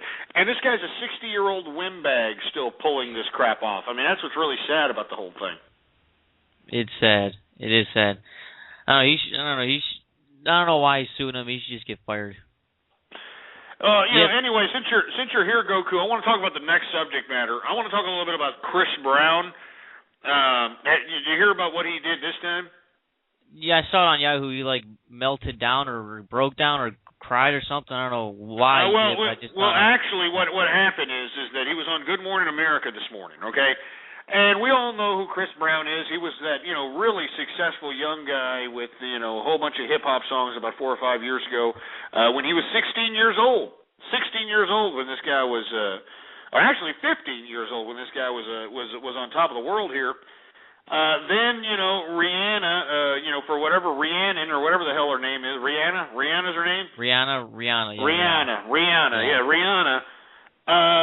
Probably was playing a little bit of, flirtatious grab ass with other fools out there at this award show. Chris Brown probably didn't like it and unfortunately laid the Ike Turner smackdown on that broad. I'm not justifying what he did, because he beat her ass pretty bad. Yeah. But at the same time, I mean, it didn't hurt Rihanna's career. Rihanna seems to have just taken this stupid ass beating and just ran with it like Tina Turner running away from Ike Turner. I mean, I don't understand why exactly people like Rihanna. I don't get it. I mean, she looks like a choppy-haired trans testicle to me. She looks like a man in drag. I don't like her music. I don't like her accent. I don't like the way she looks. I don't like how she's presenting herself. And then, here you got Chris Brown over here, who is the side effect of this whole situation. You know what I mean? Yeah. The side effect of this whole situation is the fact that Chris Brown, even though he whooped this woman's ass, he did the time, he went on probation, he did all these community service, he did what he had to do. Then you got this disgusting bull dyke on Good Morning America, Robin Roberts. Whose muff is this bitch diving on to get this gig? I have no idea. But you have this stupid, disgusting, don't know whether she's a man or a woman bimbo sitting here trying to, poke into, Chris Brown's past, for Christ's sake, trying to bring back things up to the present. And what I don't understand is, what exactly was the purpose of Robin Roberts bringing this back up? I mean, this is old news. She doesn't say that kind of crap to Rihanna. And you put, Chris Brown, and let's be honest, Chris Brown's a dumb idiot. I mean, he's a dumb moron, ghetto-fied piece of crap. I mean, I hate to say that about him, but that's what he is. You know what I'm saying? And inevitably, he reacted in a ghetto-fied manner. I mean, after Robin Roberts interviewed him, according to reports, this guy went into his dressing room, trashed the dressing room, broke a window on the skyscraper that houses the ABC Good Morning America headquarters, and went completely ballistic because he couldn't believe that Robin Roberts put him on the spot like this when he's trying to move on. He's trying to get his music back in order. He's trying to put that disgusting episode of him whooping Rihanna's ass behind him, and here you got this disgusting bull dyke, Robin Roberts, throwing it in his face. Now, instead of Chris Brown, going apeshit and, wrecking his dressing room, he should have just told Robin Roberts how it is and say, look, you disgusting, despicable dyke, I don't want to talk about that. Just because maybe you want to dive on Rihanna's muff and you want to sit here and continue to resonate old shit, that's your problem, all right? That's your problem, not me. Not me. Anyway, I'm sorry, Goku. Go ahead. No, I don't. Yeah, he's right. I mean, I remember when he hit Rihanna and all that. That was a big deal. But now it's kind of the past. I don't know why she brought it up. He's trying to forget about it. Everyone's trying to forget about it. So I don't know. It's I don't know. It's stupid. I mean, just leave the man alone. He's already committed the crime. He's paid the price. I mean, I believe that, when you're a criminal and you commit your crime and do your time, you shouldn't have to worry about, that, being a focal point in people's ideas. I'm a firm believer in that. I mean, have you ever viewed any of these National Geographic lockups or lockdown documentaries about prison? Prison sucks, man. I mean, if you send people to prison and you have them any longer than 5 years, you might as well not even release them at all. Because the prison system does nothing but corrupt people that probably, I'm not saying all of them, I mean, a lot of the people deserve to be there, but a lot of people, there's a good portion of people, I should say, that, don't necessarily deserve to be there.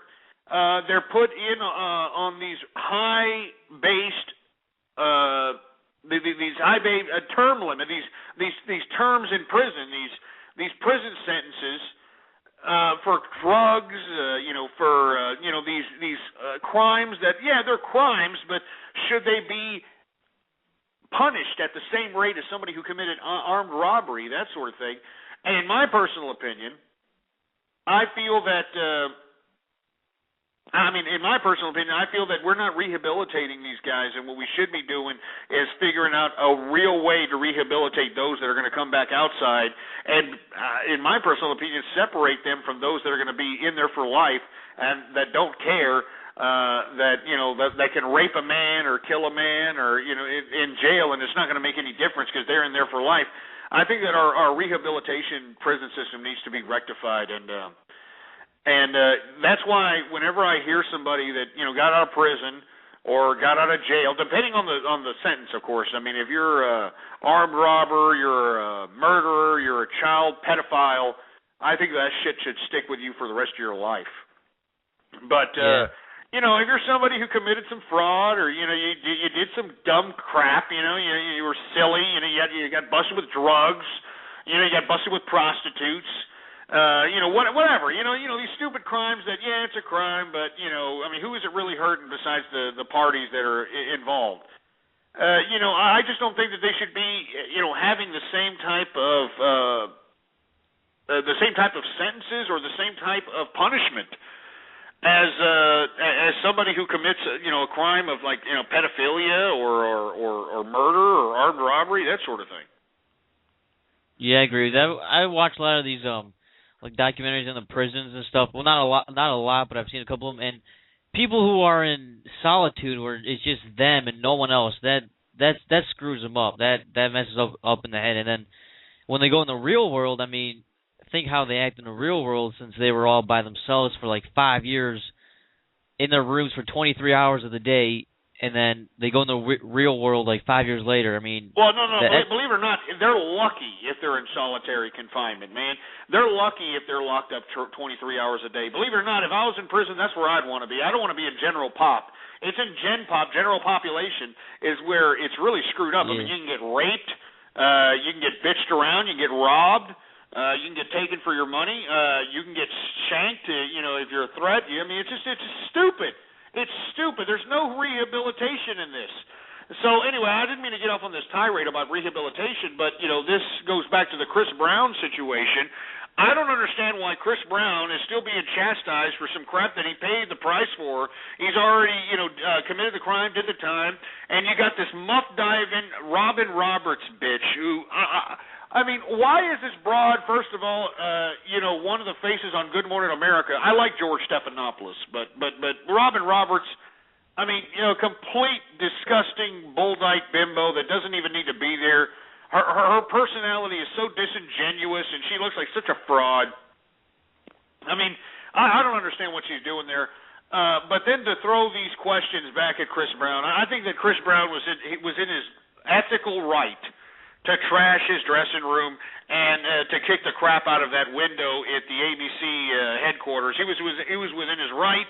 So if anybody happens to know Chris Brown, you tell him that Ghost is on his side. As a matter of fact, if you're a fan and happen to know Chris Brown's email address or his Twitter account, tweet that asshole, email that asshole. I will interview that guy right here, and we're not going to throw him any side shots that, hey, what about Rihanna? What about it? We're not going to do that crap because it's stupid, it's pathetic, and you shouldn't be bringing up old crap when people already did the time for it. It's stupid. No. Anyway, are you looking at this drama that's going on here in the chat room there, Goku? What? No, I'm doing some homework here. Oh, well, cool. That's the best thing to do. But, man, we got a whole bunch of people, with this drama here. We got Dick Burns kind of, making accusations against the tech guy. You've got individuals that are, on the side of, Dick Burns' accusations. And, I don't know what to believe here, man. What do you believe, Goku? You're involved in all this. What's going on? Let's see. I checked out Tech Guy's YouTube channel, and I saw in his videos this Happy New Year's video, and I saw his face, and then I compared that to the video, to the link that Dick Burns posted yesterday with the picture of the guy who he thinks is Tech Guy, and I don't think they look the same. That's my personal opinion. I don't think there's a Tech Guy that I'm talking about, but I don't know. That's just me. Because I've compared the pictures, and I don't think it's Tech Guy who was doing this. I just want to know. Dick Burns was saying that he was going to post a video. Did you see a video or something? Has he posted one? I went to his what is it, John Williams or whatever the hell YouTube account is. I'll check right now. I'll see if there's a video right now. No, there isn't a video. The only video I see is of some fat chick, getting drugged up by. Well, I don't want to go into it, but it's not the video that I expected. I was expecting a video of proof that the tech guy is some kind of Woody Allen butt-loving pedophile. What's his YouTube channel? John Williams. What's the number? Jesus Christ, I don't even know. I actually look up a couple of little search terms. I find some videos of him. You put in like Bill Wagner, prank or something. You probably find his. A video of him posted, and you can go to his YouTube account. But I didn't see anything. I just saw some, some fat chick, getting drugged up over here by Dick Burns or something. I don't know. If you saw that, but Dick, man, we want to be able to see what's going on here. I'm very curious. The tech guy is a avid listener of the broadcast. Always calls in. Always, an avid listener. Big accusations. I'm curious. What's going on? You know what I mean? Yeah, we're all curious. I want to know if this is true or not. Hopefully, it's not true. This is drama. This is true capitalist radio drama. I didn't even really intend for this to happen. For Christ's sake, I don't know what to say, man. I really don't know what to say. I don't want to say it's true. But then again, who the hell knows? You know what I mean? Yeah, I don't know either. To all your listeners in the podcast, come join the live show. You'll see all this drama that happens. Come join it. No kidding. Big time drama going on here. It looks like a digital war between Tech Guy and Dick Burns here. Yeah. Go ahead. Nothing much. I'll get going, Ghost. You take some more callers. All right, man. Hey, Goku, thanks for calling up, bro. All right, finish that homework. Keep your head up and do what you got to do, man. All right. Yeah. All right. I'll see you. All right, man. You take it easy, bro, man. Thanks for listening in. Yeah, no problem. Take it easy, Goku. Anyway, we got 6 minutes left in the broadcast, but we do have drama. We have drama. Now, according to Tech Guy, Dick Burns asked him for, some CP looking for suicide girls. Now, Torino's asking what the hell suicide girls are. Now, believe it or not, the only reason I know this, all right?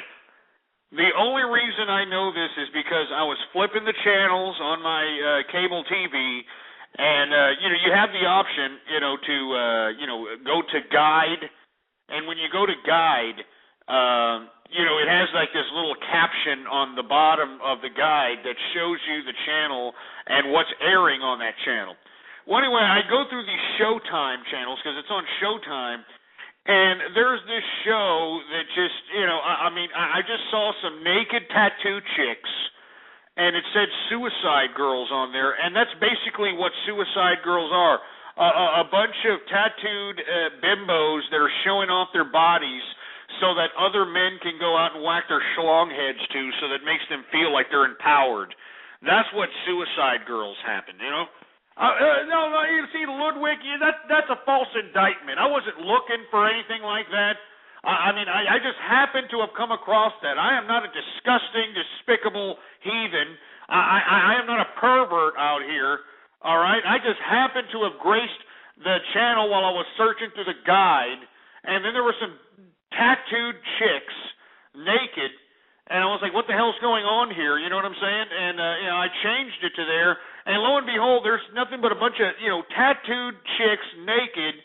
They call themselves the Suicide Girls, and this is all they do. There's a whole show dedicated to this crap on Showtime. There's a whole show dedicated to bimbos that tattooed themselves and pose themselves naked and call themselves Suicide Girls. Torino, you're exactly right. It is somewhat like emo bitches trying to show their tits off or something. It's pretty stupid, man. It really is. It really is stupid. These tattooed chicks. Come on, all right. First of all, what would be the purpose of a chick to tattoo their bodies to where it would take, the art takes a good portion of their body flesh? This stems from chicks that never got the high hard one from the guy in the football, captain of the football team. These are the chicks that didn't go to the prom. These are chicks with, deep-seated personal situations, personality problems. And this is why they covered their tattoo, their bodies with tattoos, and they're posing so they can be like, oh, look at me.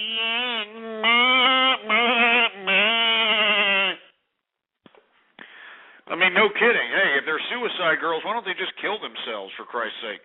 You know what I'm saying? There should be no reason why a woman should get any kind of respect for taking her clothes off other than being the horseshit that she is. I'm serious. Ladies that are out there that have integrity, that don't go out there and are, hopping around penis to penis to penis, that are not, being philanderous slutbags. You should have some definite integrity because, look, it doesn't take much to be some dumb bimbo, all right? It really does not take much. And I know that you get all the attention, and, oh, look, all the guys want me. All the guys want me, and they're looking at me, and they want my punani, and it doesn't take much to do that. It takes more to be a woman with integrity, a woman with pride, a woman with perseverance, a woman with self-worth, a woman that's a capitalist. A woman that wants to, go places in life. These are the women that deserve the respect. These are the women that deserve our, genuine heart. And unfortunately, they're overlooked because the majority of women today are utilizing sexuality to get paid. They're utilizing sexuality as a weapon, and it's sick. And meanwhile, who pays off in the end? Who is the party that's really suffering in the end? It's women that aren't blessed with these physical attributes that are being shoved down our faces on television. The women that are, unfortunately a little fat in the ass or fluffy. And there's nothing wrong with being fat in the ass. This is America. That means you're eating. That means you're living large. That means you're living great. All right? Or the ugly chicks. You know what I'm talking about? Like that Bethany bitch from, Real Housewives or whatever. You know what I'm talking about, that Bethany bitch, that bitch that looks like, she went to Ike Turner University and got her face completely rearranged to look like some abducted alien. You know what I'm saying? That sort of thing. Anyway, we got 1 minute left in the program, folks. I want to thank everybody, all right? I want to thank everybody for tuning in with me. Please, once again, spread the link around like wildfire, blogtalkradio.com/ghost. Remember, this show is pure word of mouth. Pure word of mouth, and we depend on you to spread that word around like wildfire. And don't be afraid to email like some of these media people, man. Don't be afraid to email the New York Times, which is going to start charging for their internet stuff, March 20-something? Email all these media people. Let everybody know about True Capitalist Radio. Let everybody know about Ghost, for Christ's sake. And let me tell you something. When I finally make the mainstream media, I will expose myself to the world, and you will be shocked. Anyway, I am out of here. Long live the capitalist movement. I will be here tomorrow, same place, same time. I broadcast Monday through Friday, 4 to 7 p.m. Central Standard Time. All right, so if you happen to be listening to me in the archive, folks, I mean, you got to be in here. It's fun. It's unbelievable. We got lots of drama, got lots of things going on, lots of people listening. blogtalkradio.com/ghost is the link to follow, is the link to add to your favorites, is the link to add to your bookmarks, folks. Spread that around like wildfire and let everybody know what it's all about. Live Monday through Friday, 4 to 7 p.m. You can't get any more dedication than that, baby. You know what I'm saying? You can't get any more dedication than that. Anyway, I'm out of here. Thanks for listening, peeps. Spread the word. I'm going to be here tomorrow. I hope you tune in with me then. I'm out of here. Thanks for listening in, folks. You've been listening to True Capitalist Radio. The thoughts, views, ideas, comments, and opinions of the host of this show are absolutely his. Catch more live episodes Monday through Friday from 3:30 to 6:30 Central, or check out archive shows at blogtalkradio.com. True Capitalist Radio. That's it. Boar's Head is bringing a slice of Japan to the deli. Introducing Boar's Head Ichiban Teriyaki-style chicken. Tender, slow-roasted chicken breast, coated in our signature teriyaki glaze, where ginger, garlic, and a hint of brown sugar meet for a flavor that's both sweet and savory. New Boar's Head Ichiban Teriyaki-style chicken. The bold flavor of Japan. Now at the deli. Only from Boar's Head. Compromise elsewhere.